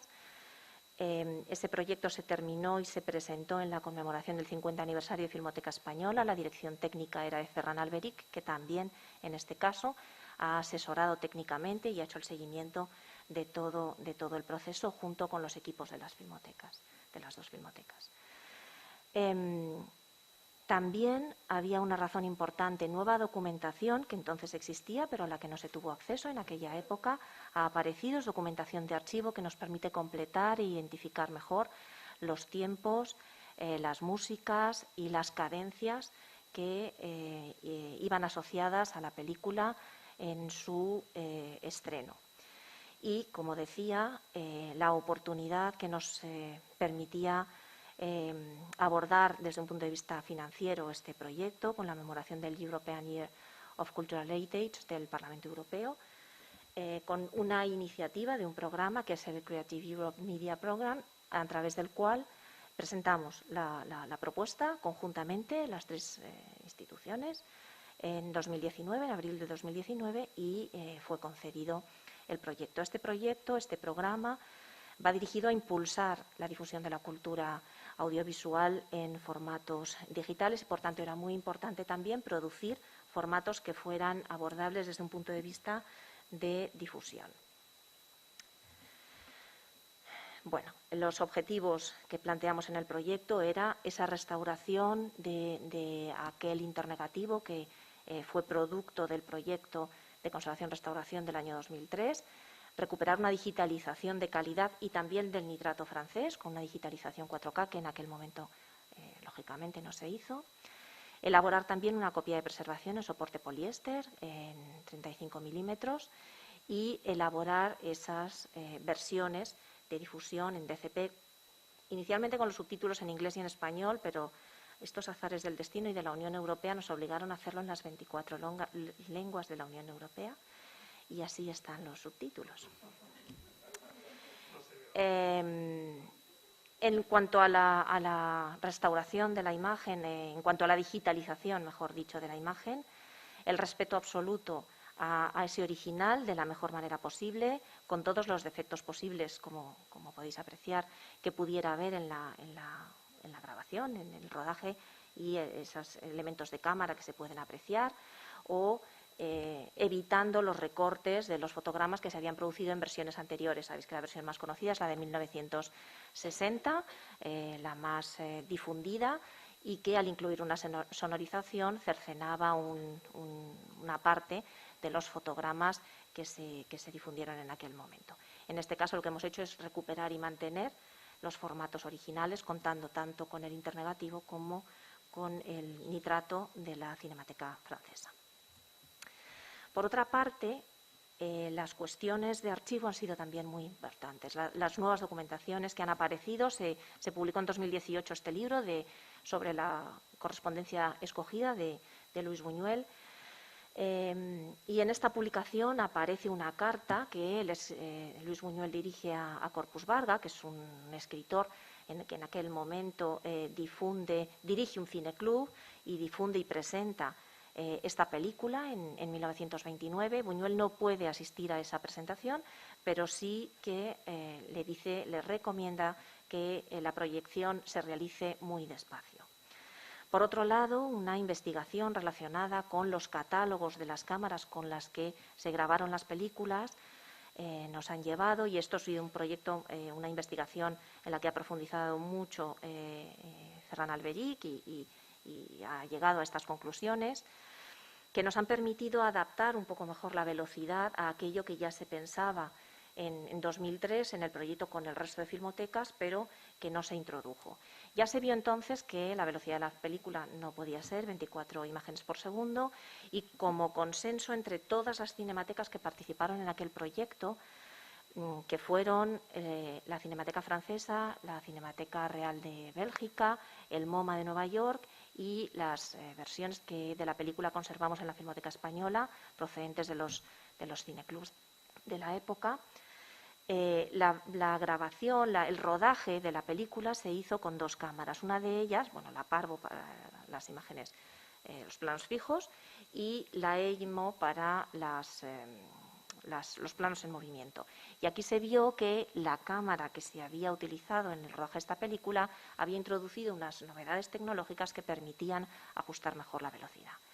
La conclusión de todo esto, unido a los documentos de archivo a los que hemos podido acceder también, del Écran Film Classique, explicando específicamente dónde tenían que introducirse las músicas y que iban con las indicaciones que dio Buñuel al respecto, han permitido ajustar tanto los tiempos de la película, la velocidad de la película, bajarla a 16 imágenes por segundo, introducir las músicas de una manera que nos parecía más ajustada y más adecuada a esa versión original.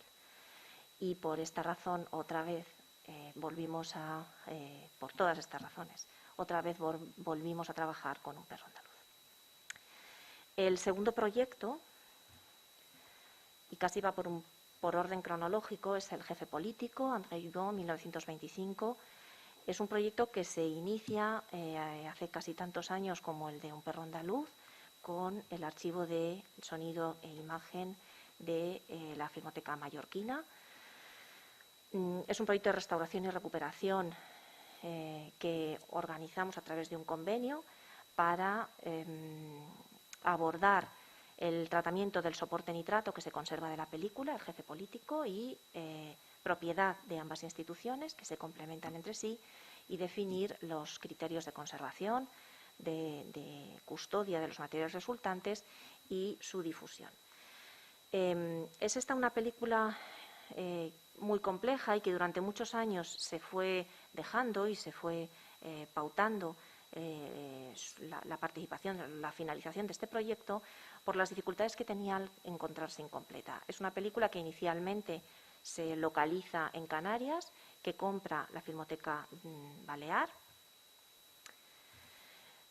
y de la que en Filmoteca Española conservamos unos fragmentos que son complementarios al metraje que tiene la Filmoteca Balear y que nos permiten de alguna manera completar la historia que representa la película. No completarla íntegramente, pero sí darle esa vuelta de guión que permita una comprensión más clara de la historia. La película se estrena en Madrid en 1926 con el título El jefe político y unos meses después La réponse du destin en París. La localización de esa copia incompleta en los años 90, la adquisición de la película por parte de la Filmoteca Balear, puesto que el rodaje se realiza mayoritariamente en territorio mallorquín, y el guión que corresponde a la película y que aparece en la novela El jefe político, Vida y milagros de un pícaro representativo de la política española, y que llega a las librerías, es obra de Carretero, llega a las librerías en 1923, nos permiten de alguna manera reconstruir esa historia y proponer la única versión que se conserva y que ha llegado a nuestros días de esta película. Esta película, en el desarrollo de su rodaje, vive una serie de conmociones políticas, sociales que vivía España en aquel momento. Son momentos de revueltas.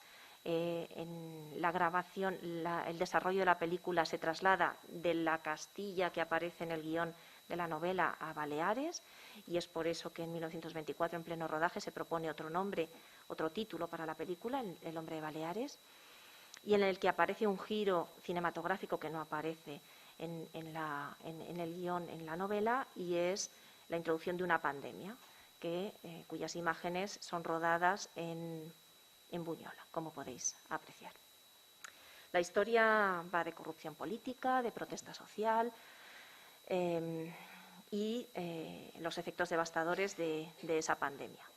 No estaba pensado que pudiéramos terminarla en estos momentos, pero así ha sido. Los materiales de partida son los nitratos, 35 milímetros, las 5 latas adquiridas por el archivo de Balear y la lata que contenía fragmentos que no llegaban ni al 10% del contenido de Balear, pero sí nos permitía completar un poco mejor el guión de la película. Con tintados y virados, unas imágenes francamente bonitas. El nitrato, bueno, en estado de conservación aceptable, con esos rodajes en el interior que continúan después de Baleares en Madrid y también en París. En cuanto al estado de conservación, pues había perforaciones, desgarros de la emulsión respecto al soporte, suciedad, contracción, los teñidos de las anilinas que se han recuperado muy bien en colores, naranja, rojo, amarillo y azul, la degradación que es también característica, que aparece especialmente en algunos fotogramas, y la pérdida de color siempre al final de alguno de los rollos. Y otra cuestión es el tema de los intertítulos en castellano que aparecen en el nitrato, que también se han digitalizado, pero para favorecer la comprensión del espectador se han completado con aquellas frases del guión procedente de la novela que nos permitía entender mejor la historia.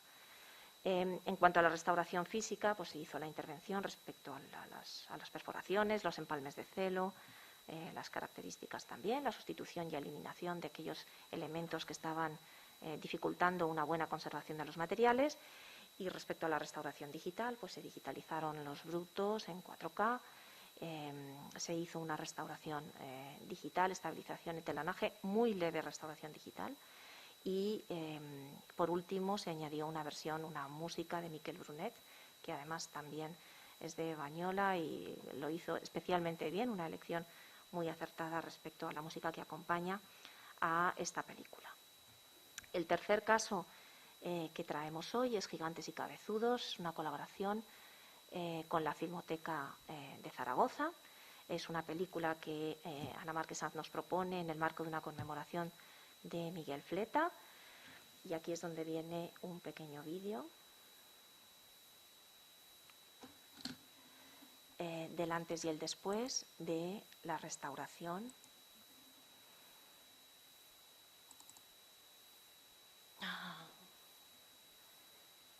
Aquí lo veo, pero en la pantalla grande, ¿no? Y me da... no quiero tocar nada. Tú lo ves y no lo vemos, pero otra vez. Si le damos al play, aquí lo veo, pero ahí no. Ya, es lo que ha pasado antes. Yo no toco. Pero si le hemos dado a que no fuera Y si le damos aquí, a ver, y si le damos aquí en el VLC, aquí abajo, pincha, a ver. No, pero es que no saca. El problema es la configuración de la pantalla. Vamos a ver. Que les tenemos que decir que no extienda, sino que duplique.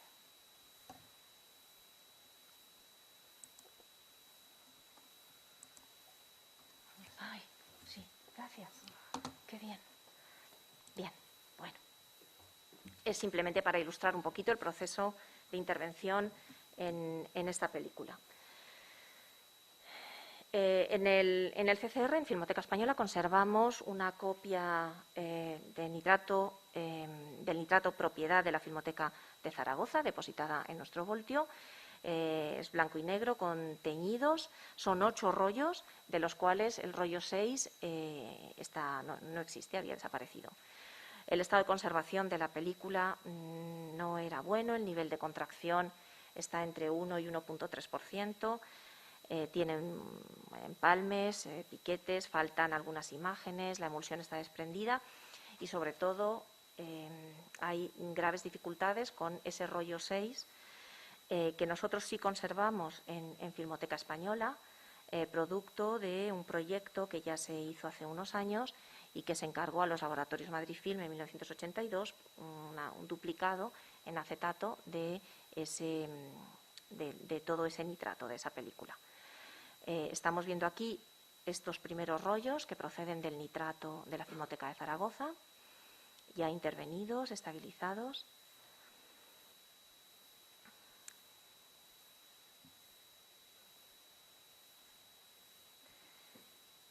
Y aquí se inicia el rollo 6. Podéis apreciar la diferencia enorme entre la calidad del duplicado que se hace en los años 80 y el nitrato original que todavía se conserva. Sobre todo en este inicio del rollo, la diferencia es muy notable. El proyecto que acordamos con Filmoteca de Zaragoza es la inspección por nuestra parte y digitalización, y ellos por su parte también aportaban recursos para colaborar técnicamente con un especialista que pudiera unirse al equipo y colaborar en el tratamiento posterior de la película. Realizada la digitalización, la estabilización, el etalonaje y dada la calidad de las imágenes restauradas, sí que se inició un proceso de restauración digital, sobre todo en este fragmento en el que hubo que recrear el color, porque quiere decir que el duplicado de los años 80 no conservaba los colores del nitrato original. Este es un ejemplo de esa recuperación del color que se hace en la versión digitalizada, emulando los valores del color del resto de los nitratos digitalizados con sus colores originales, de manera que pudiéramos presentar y difundir la versión más parecida posible y con respecto al original de esta película.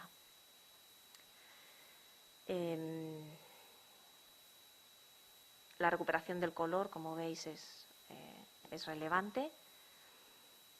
sobre todo en estos fragmentos. Además, digitalmente se ha mejorado la imagen, se ha aumentado un poco el foco. Ya volvemos a uno de los rollos, el último, que es nitrato. Y con el resultado de todo esto se han preparado los DPX brutos del escáner, de la digitalización en 4K. El DPX restaurado digitalmente también.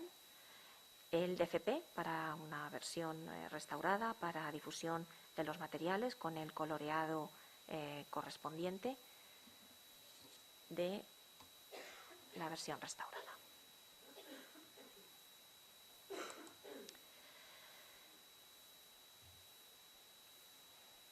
Y el cuarto de los proyectos que presentamos es Pontevedra Cune de Colón, una curiosa película, interesante, desde un punto de vista científico-técnico muy interesante, de Enrique Barreiro, 1927.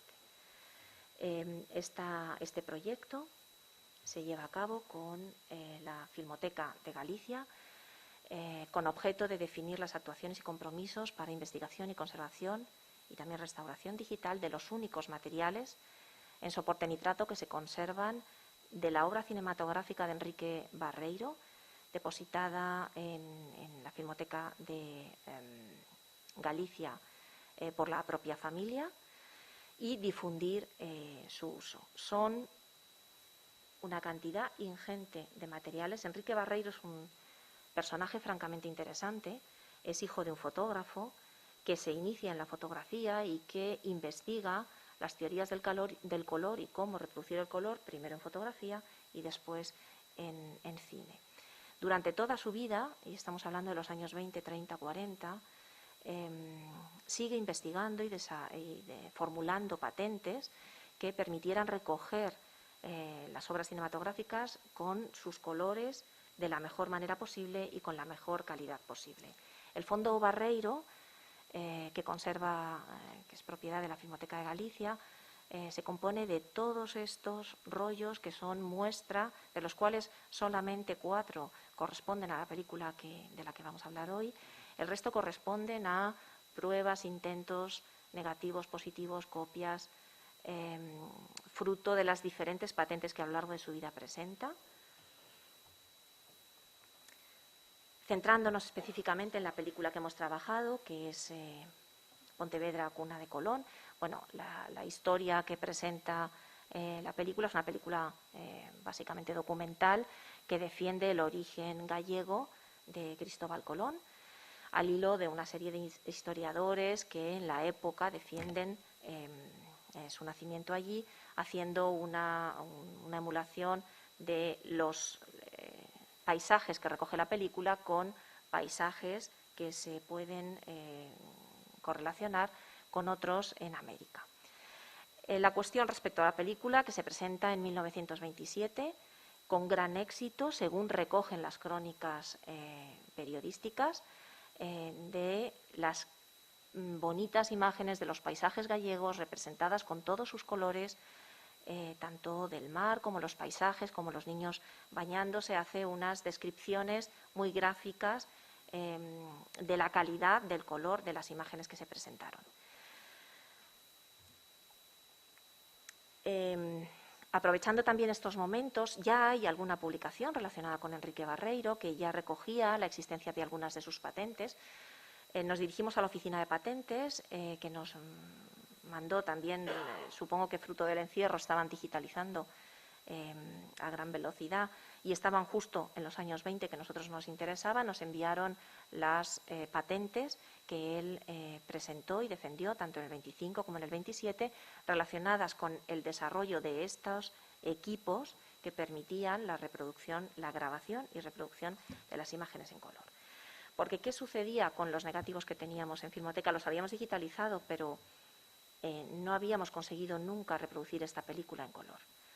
No se había conseguido identificar exactamente cuál era el modo en el que su autor había sido capaz de proyectar en color estas películas.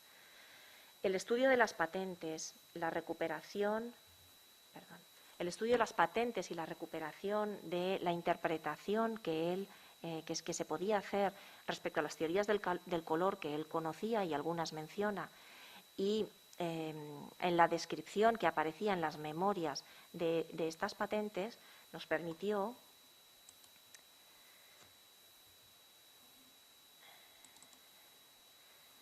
dedicarle mucho tiempo a que estos 20.000 fotogramas, más de 20.000 fotogramas que componían la película, fueran tratados digitalmente de manera que encontráramos la forma de reproducirlo en color. Vamos a saltar la introducción.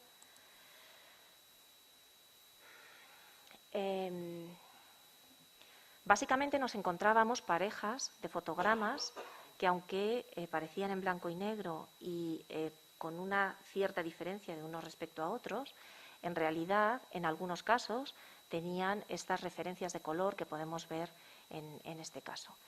En las fuentes documentales que habíamos consultado, se decía que el efecto de la persistencia del ojo haría que cuando se proyecta la película se pudieran percibir con todos sus colores, porque la patente que él describe no requiere de una cámara de proyección especial, sino un sistema de tintado, de grabación y tintado de las películas, de manera que se pudieran proyectar con cualquier tipo de cámaras. Repitiendo esos procedimientos con las imágenes digitales que teníamos y reproduciendo a 24 fotogramas por segundo, no encontrábamos una solución. La reproducción de las imágenes era como se puede apreciar en la diapositiva. Puesto que la persistencia ocular no funcionaba, tuvimos que buscar una estrategia diferente, identificar el sistema bicrómico que él describía en sus patentes, formado por dos discos separados diametralmente por dos de los colores primarios, incluyendo una pequeña banda del tercero, de manera que su superposición recomponía todos los colores del espectro. Esto suponía tratar una a una, separar todo el metraje de la película, los 20.000 fotogramas, separarlos en dos bandas, forzar el color teniendo en cuenta aquellos en los que quedaba testimonio de ese color, forzar la saturación en la digitalización para recuperar el color que se había degradado con el paso del tiempo y alinear cada pareja para recuperar las imágenes que se proyectaron en aquel momento.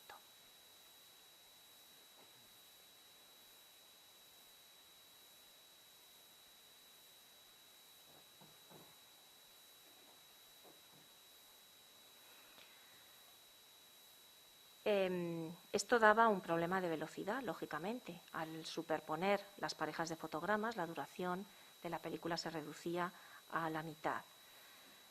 Para conservar la duración original, hubo que duplicar cada combinación de esos fotogramas. No se pudo hacer por interpolación porque se introducían artefactos que no eran adecuados y, por tanto, bueno, hubo que dedicarle un tiempito a trabajar individualmente estas parejas, de manera que el resultado pudiera ser el que se aprecia en las imágenes.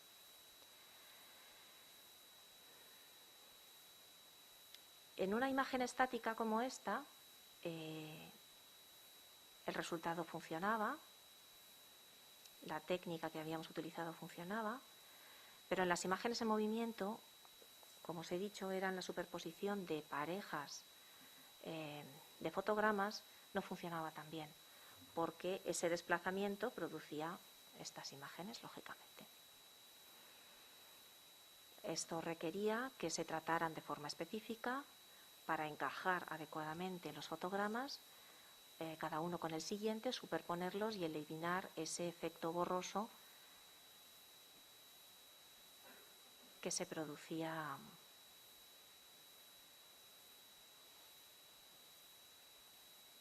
al mezclarlos y conseguir unas imágenes más nítidas. Bueno, Este vídeo con algo más de explicación, más pormenorizadamente, está colgado en Vimeo y yo creo que también en la página de Filmoteca, por si queréis verlo con más detalle.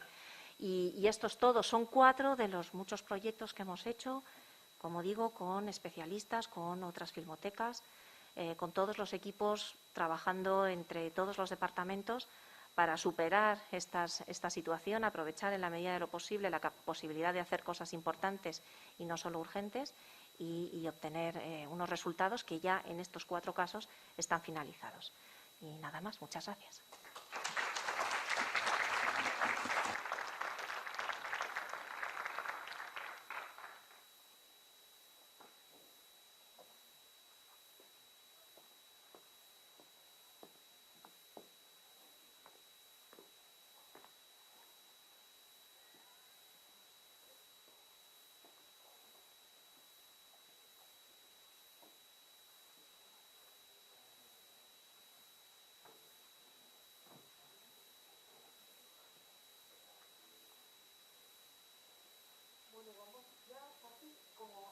De tiempo, pero bueno, aunque sea yo brevemente sí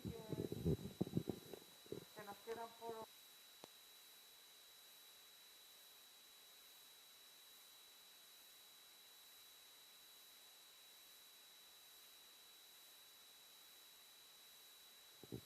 intervenir a la vez. ¿Cómo lo veis?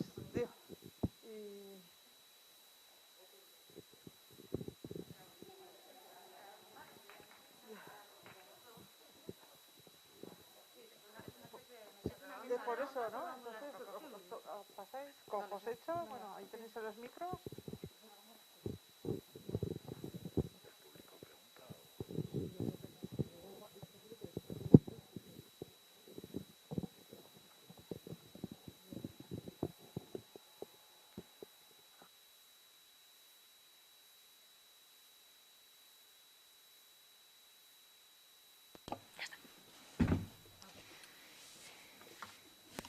Kaixo, hola, buenas tardes.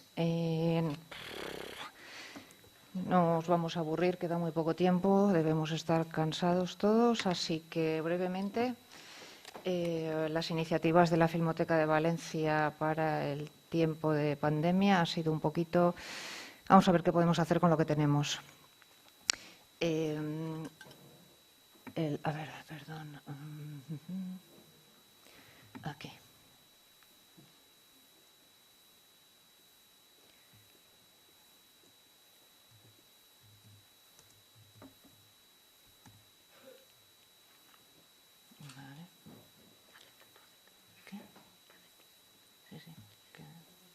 Ah, hay ratón, qué bien.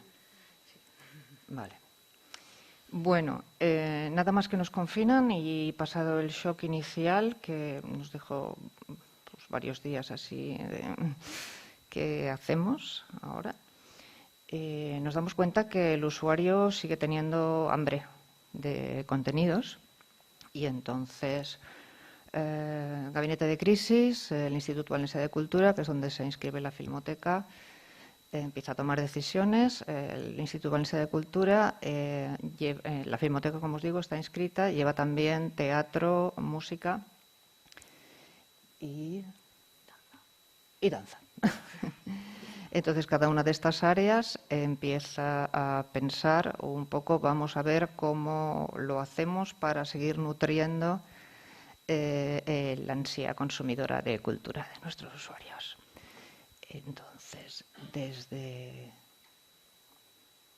desde audiovisuales,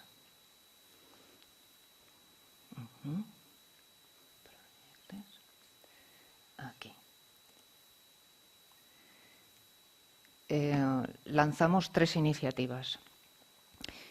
Una de ellas la coordina la compañera Dora Martí, responsable de Fomento del Audiovisual, que no está aquí con nosotros, y se basa en colgar en la web con periodicidad semanal bloques de cortometrajes temáticos y para ello ella echa mano de la Festa del Curt, que era una iniciativa que había puesto en marcha años atrás y que ya no estaba en vigor, que consistía en llevar cortometrajes de realización valenciana a institutos y escuelas con fines didácticos. Entonces ella tenía ahí, digamos, un bagaje importante de cortos, y lo que hacía era semanalmente colgar en la web bloques de estos cortometrajes para que desde las casas, las unidades familiares, pudieran elegir ver unas temáticas u otras, porque estos cortos tenían, como os digo, temáticas bien definidas. No están ahora ya colgados en nuestra web. Esto fue un proyecto de campaña para lo más duro de la pandemia, y recuerdo uno de los bloques con especial cariño, que se llamaba Bares que lugares, porque en ese momento precisamente era algo que estábamos echando mucho de menos. Y, como os digo, se proponía esto a las familias para que las unidades familiares pudieran decir este bloque me interesa más, este menos. Eso desde la parte de fomento del audiovisual. Desde la parte del archivo, nosotros, que no lo tenemos ni mucho menos, bueno, para nada, tenemos todos nuestros fondos colgados en la web. Nosotros tenemos para visión libre solamente una 30 de películas restauradas. Vamos a por la parte de la web. Por cierto, ya que está aquí, no puedo evitarlo. Esta es nuestra campaña de recuperación de cine, no solo doméstico. Es decir, nosotros lanzamos esta campaña para recuperar todo tipo de cine, pero nos ha venido pues muchísimo cine doméstico. Llevamos exactamente 31 años, 31 años yo creo, recuperando cine doméstico. Pero bueno, esta mesa es de pandemia. Entonces, vamos allá. Vuelvo aquí. Ya me he ido.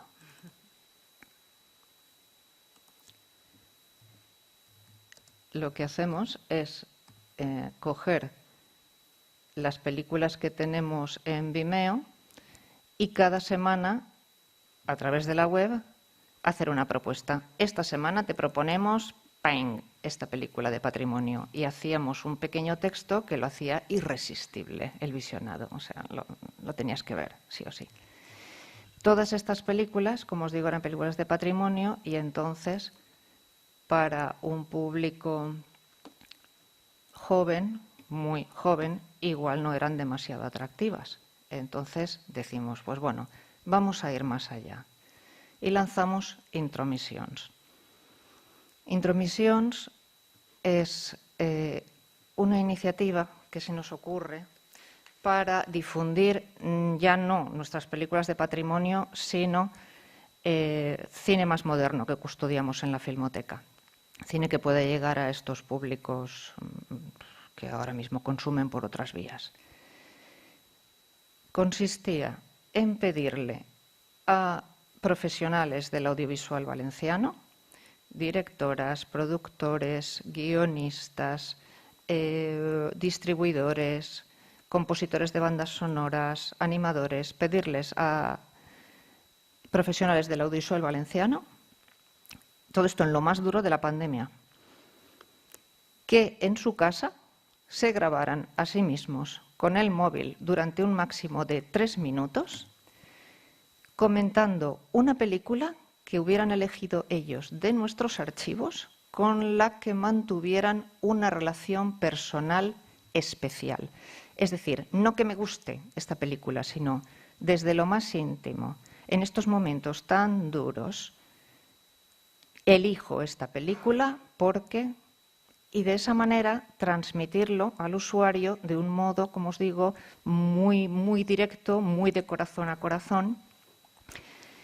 Y sobre todo la premisa era no te quites el pijama. Es decir, yo quería que todos estos profesionales se grabaran con todas sus imperfecciones. Ellos me decían, es que voy a quedar fatal, es que no tengo iluminación. No, es que la gente que lo va a ver esto está como tú en su casa, y quiero que se establezca un diálogo. 3 minutos, porque no quería cansar ya al usuario. Y sobre todo, eso, que eligieran una película con la que ellos tuvieran un feeling especial. A ver, mi idea era que ellos abrieran un abanico de posibilidades al usuario, a la persona que se acerca a nuestra web, que abrieran nuestros fondos. Pero me salió un poquito el tiro por la culata. ¿Por qué?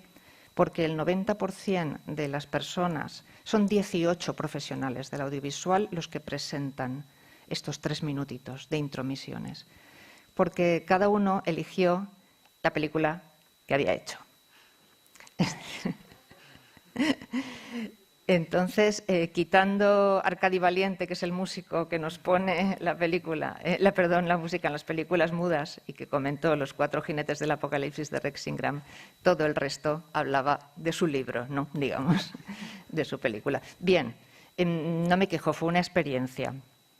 Está bien. Le llamé intromisiones porque el espectador y el usuario nos entrometíamos en la casa de estas personas, a la vez que ellos se entrometían en el archivo. Era una especie de, en estos tiempos, vamos a intentar, en la distancia, a estar un poco juntos, ¿no? Vamos a ver un ejemplo, solamente uno de ellos. Voy a elegir, por ejemplo, a María Trenor, que es una animadora valenciana, ha recibido multitud de premios, y ella elige, como no, su cortometraje Con que la lavaré.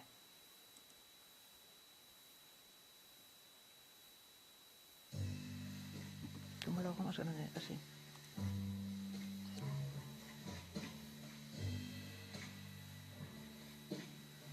Hola, mi nombre es María Trenor y soy cineasta de animación. Os quiero presentar mi primer cortometraje, Con que la lavaré. Un personaje que vive y trabaja en el barrio chino de Valencia regresa y rememora toda su jornada laboral mientras se desviste y se desmaquilla. Este cortometraje es un poema visual que rinde homenaje a los artistas de temática homosexual más importantes del siglo XX. Pues todo empezó un poco por casualidad, cuando descubrimos una pieza valenciana, una pieza musical valenciana del siglo XVI, anónima, preciosa, que pertenece al cancionero del Duque de Carabia, que es un cancionero de música valenciana del siglo XVI, que es una maravilla y una auténtica preciosidad, que se titula Con que la lavaré y que le da nombre al cortometraje. Las imágenes están situadas en la época de la transición, a finales de los 70. Esta curiosa mezcla de dos épocas tan lejanas como es el Renacimiento y la transición española nos demuestran que los sentimientos, los deseos y los anhelos no cambian con el paso del tiempo. Este cortometraje fue realizado por un equipo muy pequeño, éramos 3 personas. Joaquín Ojeda, mi hermana Clara, que hizo de productora, y yo. Y recuerdo toda la época de la producción como muy divertida, a pesar de todo lo que trabajamos, porque estuvimos encerrados y muy concentrados en una casa de campo donde pudimos estar allí dibujando durante 7 meses. Y lo recuerdo como una época muy feliz en la que yo estaba haciendo lo que más me gusta del mundo, que es dibujar. Con que la lavaré no solo nos dio una experiencia profesional increíble, porque estuvimos 2 años viajando con el cortometraje por todos los festivales donde fue seleccionado, donde fue premiado. Por ejemplo, la experiencia de la Berlina fue increíble, donde ganamos un premio. La experiencia en Sundance fue increíble también, conocer a Robert Redford y los trabajos de otros realizadores, sino que también fue una experiencia personal muy enriquecedora, porque yo personalmente estuve involucrada en varios actos del colectivo LGTBI y había un mundo muy interesante y muy humano que nunca olvidaré. Bueno, muchísimas gracias a la Filmoteca por darme la oportunidad de presentar mi cortometraje, a vosotros por mirar este vídeo y os envío un fuerte abrazo.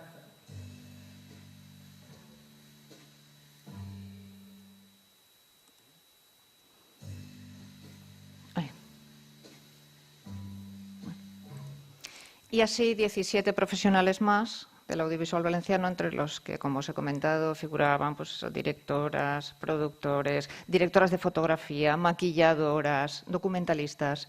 Elegían una película de nuestros fondos y con la premisa de 3 minutos, no te pases ni uno, pues eso, se establecían este diálogo con el usuario que me pregunto hasta qué punto ha tenido resonancia y ha tenido éxito la iniciativa, pero bueno, nosotras estamos contentas y bueno, tanto es así que estoy pensando, si volvemos a confinarnos, darle otra vez un poquito de empuje a esto.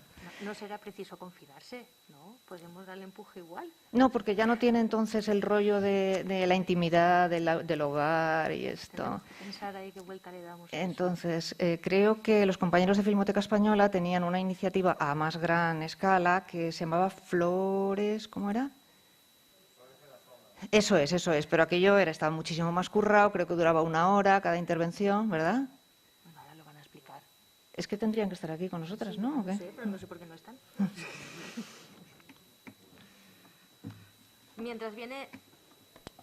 Mientras vienen los compañeros de Filmoteca Española, como mi intervención es muy cortita, ¿vale? Yo estoy aquí para hablar de documentación, de cómo los centros de documentación y las bibliotecas, al menos la biblioteca de Filmoteca Valenciana, ha sobrevivido a esto. Y hemos sobrevivido como buenamente hemos podido, como creo yo. Me hace ilusión que estemos aquí en una biblioteca porque yo creo que más o menos nos podemos entender. Cerrar al público una biblioteca significa dejar sin poder acceder al material a muchísima gente. Y es lo que nos ha pasado a nosotros. Ni podíamos consultar libros, ni podían consultar películas, ni podían consultar revistas. Yo iba una vez por semana físicamente a la biblioteca para poder comprobar las cámaras de conservación y era cuando aprovechaba y intentaba atender las consultas que buenamente podía. Me venían algunas incluso de la red de Biblioci, de la red de bibliotecas de cine de Iberoamérica, que también nos preguntaban, ¿y vosotros por allí cómo lo estáis haciendo? Pues como buenamente hemos podido. Entonces, yo no puedo presentar dentro de documentación ningún proyecto de innovación porque no hemos podido hacerlo. Somos una biblioteca, somos una institución pequeña y se ha hecho lo que buenamente hemos podido. A partir del 1 de junio, cuando se abrió, notamos 2 cosas. Primera, que no podíamos cumplir la ley, porque nos decía la ley que teníamos que tener el material en cuarentena de préstamo 20 días en un espacio apartado. Pues como no me dieran una nave de unos cuantos metros, pues eso era francamente imposible. Y luego otra cosa también era que ya no podía venir la gente cuando quisiera, sino que teníamos que hacer cita previa. De todo esto que nos quedamos, otra cuestión es que la gente, al no poder encontrar la información que necesitaba por nosotros, pues buscó otras formas de encontrarla. Poco a poco está volviendo todo a la normalidad. Ya no hace falta que tengamos el material en cuarentena, por ejemplo. La cita previa ahora ya no es obligatoria, pero nos la hemos quedado porque es muy útil para poder preparar el material a los usuarios cuando llegan.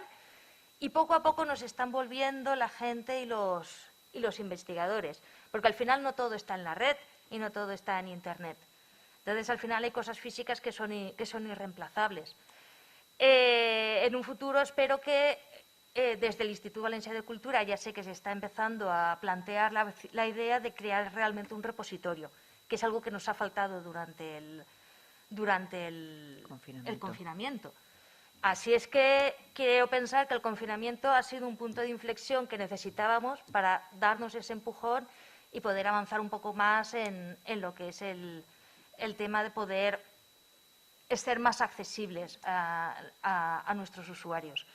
Y ya, como ya he dicho que yo era muy cortita, ya paso directamente a Filmoteca Española. Hola, buenas tardes. Bueno, yo soy Carlos Reviriego, para los que no me conozcáis, director de programación de Filmoteca Española. Josécho Cerdán, director de Filmoteca Española.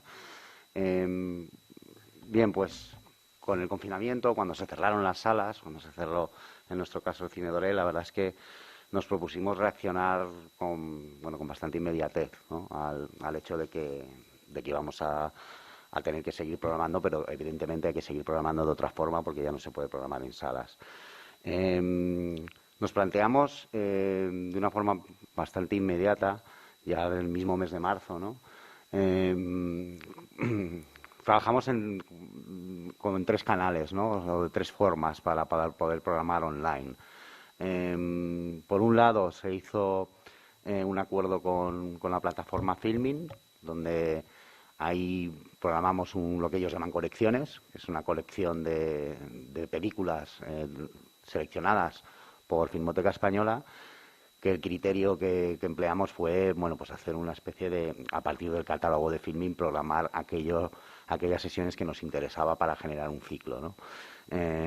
Sesiones que ya se habían visto en el Doré recientemente, y acompañar esos programas con presentaciones en vídeo, un poco similar a lo que habéis planteado, que pedíamos a cineastas, bueno, directores, actores, actrices, gente de la industria, y que escogieran alguna película y la recomendaran. Eso todavía se puede ver en Filmin, se ha quedado la colección ahí, se puso en marcha en marzo del 2020 y bueno, todavía sigue ahí para los usuarios de Filmin que quieran verla. Por otro lado, también nos planteamos poder llevar a nuestro canal de Vimeo, de Filmoteca Española, sesiones que eran trasladables al ámbito online, al ámbito digital. Sesiones que estaban programadas a nivel presencial en el Doré, pero por su propia naturaleza de todo tipo, donde interviene el tema de los derechos, donde interviene el tema de la propia naturaleza del formato, también podíamos de alguna forma trasladarlas a la forma online. Eso también lo estuvimos haciendo durante el confinamiento, durante esos 3 meses. Hubo un ciclo en concreto, ¿no?, que era el futuro del cine, ciclo de comisariado, bueno, que es un encargo de comisariado que se hizo fuera, y que era un ciclo que nos permitía, porque había mucha programación de naturaleza online, en el sentido de que eran películas de YouTube o de otra serie de plataformas que formaban una sesión que se iban a ver el Doré, pero se podían programar también en Vimeo. Y luego hubo una tercera vía más ambiciosa, que es la que finalmente se ha quedado. Es decir, estas 2 que he comentado se trabajaron durante el confinamiento, luego los se siguieron trabajando, pero la que sí que se ha quedado fue el Doré en casa, que así es como lo bautizamos al principio, y que se convirtió con el tiempo en Flores en la Sombra, y que sigue activo. Es un canal de Vimeo que surgió como reacción a ese encierro y al cierre de las salas, y que la naturaleza y la filosofía del Doré en casa, Flores en la Sombra posteriori, era dar a conocer materiales de archivos nuestros, de nuestros fondos, materiales exclusivos que no se pudieran encontrar evidentemente en otras plataformas, y trazar pues una serie de recorrido o historias del cine español que están basadas precisamente en esos materiales de nuestros fondos.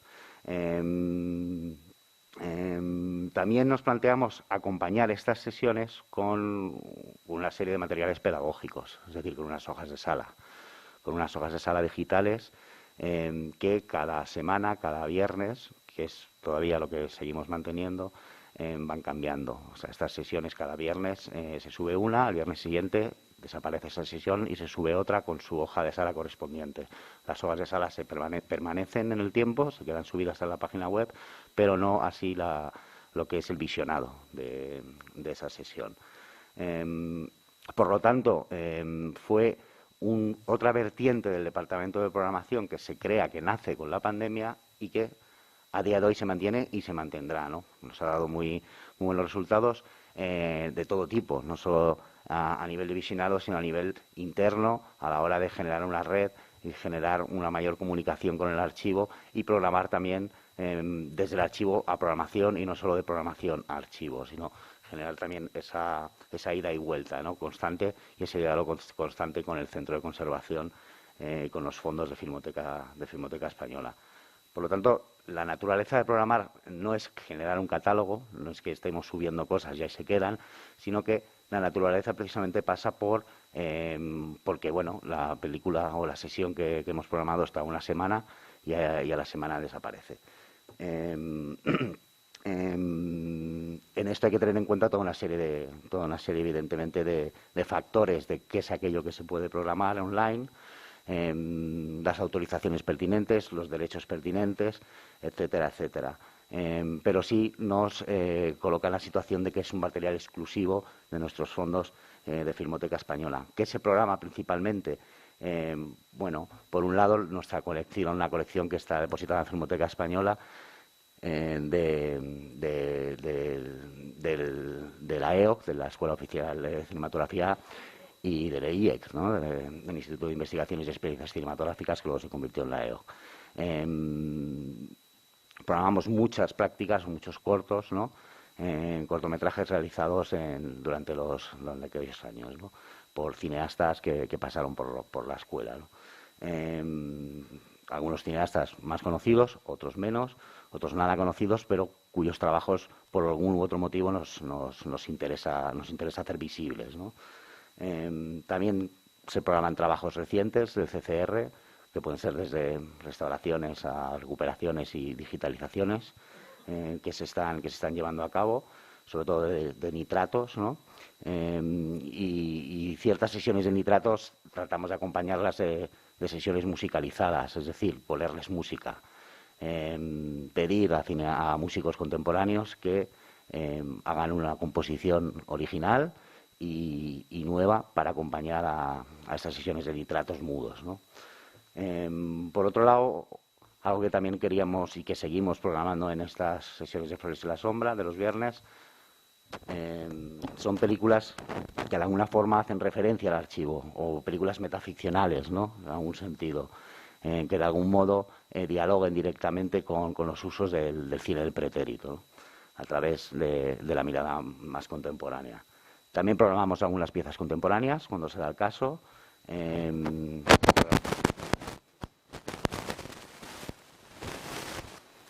También programamos celebración de efemérides, es decir, ¿se me oye bien? Vale. Trabajos de otras filmotecas o realizados en colaboración con otras filmotecas y archivos estatales. Y también a lo largo de todos los meses colgamos un largometraje al que le hemos añadido subtítulos adaptados, ¿no? Subtítulos para sordomudos.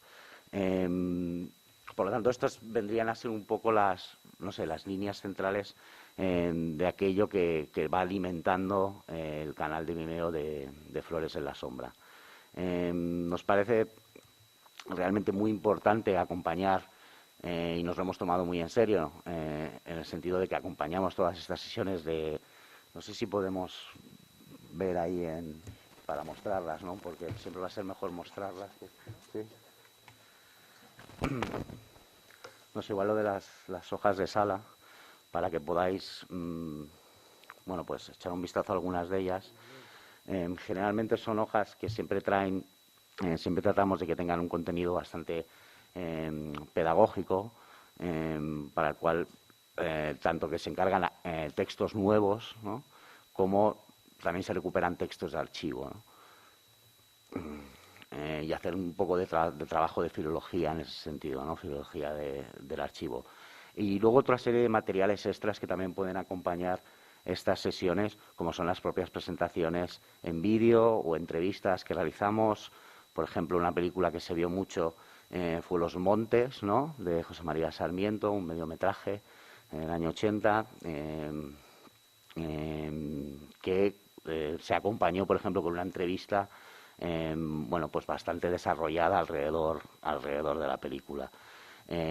O no sé, la proclamación de la República, los materiales que aparecieron y que se presentaron en el Doré, pero también se pudieron ver en Flores en la Sombra, que fueron acompañados también de un contexto a partir de la intervención o de la grabación de un vídeo, ¿no? de un historiador al respecto. ¿Tienes aquí puesto? He puesto la última hoja, lo que está ahora colgado. No. Lo que estáis viendo es uno de esos trabajos que ha dicho Marian, que no hemos comentado, que hemos hecho con Andalucía, que es concretamente este corto de Antonio La Cuerva de Nerja, que bueno, que se acaba, que hemos hecho todo el proceso de restauración digital, de la digitalización, básicamente, y que está ahora mismo en el canal, ¿no? Como veis, el canal está aquí, ahí está la hoja, que en este caso los textos son de Ramón, como podéis ver, y hay algún, como decía también ahora Carlos, ¿no? La recuperación de algún texto histórico, en este caso de una noticia aparecida en prensa sobre el rodaje de la película, y bueno, esos son los materiales que quedan, ¿no? Esto se puso el viernes pasado y bueno, y ahí va, y estará hasta el viernes de esta semana que entrará otro material, ¿no? Luego, como decimos, los materiales van desapareciendo. También mensualmente está el programa de la película con subtítulos adaptados, en este caso una práctica de la Escuela de Cine hecha por Pere Balañá, un realizador mítico, porque es de esos realizadores que solo hacen una peli, ¿no? Y que dejan mucha huella a partir de esa peli. Pues aquí se recupera su práctica de la Escuela de Cine, que además dialoga mucho con esa peli, que tiene mucha gracia por ese lado, ¿no? Y que bueno, y con eso vamos. Y como decía Carlos, pues hay algunos materiales pues que se han ido quedando por ahí colgados, ¿no? En el canal, esto que os enseñaba antes Marián, del sistema del cine cromo de Barreiro, que también ha quedado ahí en la doble versión en inglés y en castellano, los cortes de censura del Mundo Sigue. Este es un material muy interesante porque se puede ver, estos son los cortes de censura originales, y entonces cuando en los años 80 Fernán Gómez tiene posibilidad de volver sobre la película, no lo repone todo, es decir, como que acepta, ¿no? Cuando hace la versión que conocemos, acepta algunos de esos cortes y no los reincorpora o no los reincorpora completos. Hay algunas cosas que son interesantes en ese sentido. Bueno, toda una serie de materiales, diálogos, como decía, que se podrían ver por aquí más abajo, que decía Carlos, que se han quedado ahí colgados en torno a películas más recientes o más antiguas, pero bueno, si quieres, continúa, Carlos, como... Así que básicamente, bueno, pues, programamos a partir de todas estas vertientes, nuestros aspectos del archivo, ¿no? Tratar de que todas las caras del archivo estén de alguna forma presentes en Flores en la Sombra. Digamos que esto nació como un efecto del cierre, pero nació para quedarse, en el sentido de que seguimos programando cada semana y seguiremos haciéndolo, ¿no? Y lógicamente eso ha generado una serie de modificaciones en la propia estructura del departamento de programación, ¿no? Un departamento de programación que estaba focalizado en programar solo el Doré, que no es poco, pero vamos, en programar el Doré mensualmente con alrededor de 70 o 80 títulos mensuales, ¿no? 100 y pico sesiones cada mes. De alguna forma esa estructura del departamento de programación se modifica para que también haya una continuidad de programación online y en la creación de todos estos materiales, ¿no? que los complementan, materiales extras que consideramos fundamentales, quiero decir, van unidos, ¿no? El visionado a ese complemento, a esas hojas de sala o esos materiales extras de presentaciones, ¿no? Sí, en ese sentido, pero una cosa que nos parece importante es que yo diría que el 90% de las cosas que van en el canal son cosas que no se podrían pasar en sala. Creo que eso es importante también. Es decir, cuando recuperas unos materiales que son 2 minutos de una película que no existía y que no sabes cómo colocar. O sea, creo que es importante, o para nosotros lo ha sido, pensar que ese es un espacio de comunicación constante con el cual podemos poner los materiales que vamos, pues eso, digitalizando y pasando, ¿no? De esos nitratos. Hace 2 semanas, 3 semanas, creo que pasamos Carmen o la hija del bandolero, la película de Ricardo de Baños, los materiales que tenemos en Filmoteca Española, que habían sido recientemente digitalizados, por el laboratorio digital, y que ahí le pedimos el trabajo de la hoja de sala a Jean-Claude Seguin, y Seguin, cuando vio los materiales, dijo, bueno, pues esto no se explica bien la película, hay que remontarla. Y digo, no. O sea, el trabajo que él hizo de investigación y que está en la hoja de sala está muy bien, porque esos son los materiales brutos, porque tampoco podemos ir a más, pero sí que toda la investigación que se genera en torno a eso nos parece interesante, ¿no? Es crear ese trabajo en red, como decía Carlos, incluso con la comunidad de investigadores, que nos parece interesante, es lanzarles el material, que nos lo devuelvan como una pelota y crear un espacio un espacio de diálogo ahí, ¿no? Sí, incluso ese diálogo también es continuo entre lo que es la sala, el Doré y la propia programación de Flores en la Sombra. Es decir, si llevamos una retrospectiva, por ejemplo, de Felipe Vega, como hemos llevado, ¿no? Pues de algún modo también su última pieza que acaba de hacer a nivel documental, que es una pieza corta, pues la programamos en Flores en la Sombra, ¿no? Cuando el resto de su filmografía se puede ver en el Doré. Es decir, que esos diálogos también son de alguna forma constantes, ¿no? Y bueno, no sé, también creo que haya tiempo de mucho más, ¿no? Simplemente a partir de aquí nosotros nos planteamos cómo crecer como plataforma, las restricciones o las ventajas que pueda tener Vimeo por un lado, también te ofrece una serie de desventajas a la hora de poder crecer como plataforma propia, y esa es otra fase que habrá que plantearse o no en algún momento, ¿no? Lo bueno es que la Comisión de Valores nos ha pedido que justifiquemos de mercado y valor, y esos que controlan la libre competencia nos han pedido que tenemos que dar el 5% de los beneficios, no, de los ingresos que generamos con el canal a la producción de cine español, ¿no? Esa ha sido, digamos, la cosa chistosa del asunto. Un streaming gratuito, ¿no? Sí, pero bueno, quiero decir, hemos pasado a ser considerados como una plataforma de servicios audiovisuales, como lo puede ser, y tenemos digamos que tenemos que contestar, vamos, que no es broma, tenemos una reclamación por parte de la Comisión de Valores de justificar cómo hacemos que retorne ese 5% de nuestros ingresos a la producción nacional. Estamos en ello. Bueno, nada más. No, si hay alguna pregunta o algo, no sé. No, pues venga, que ya empiezan las películas. Sí. Gracias.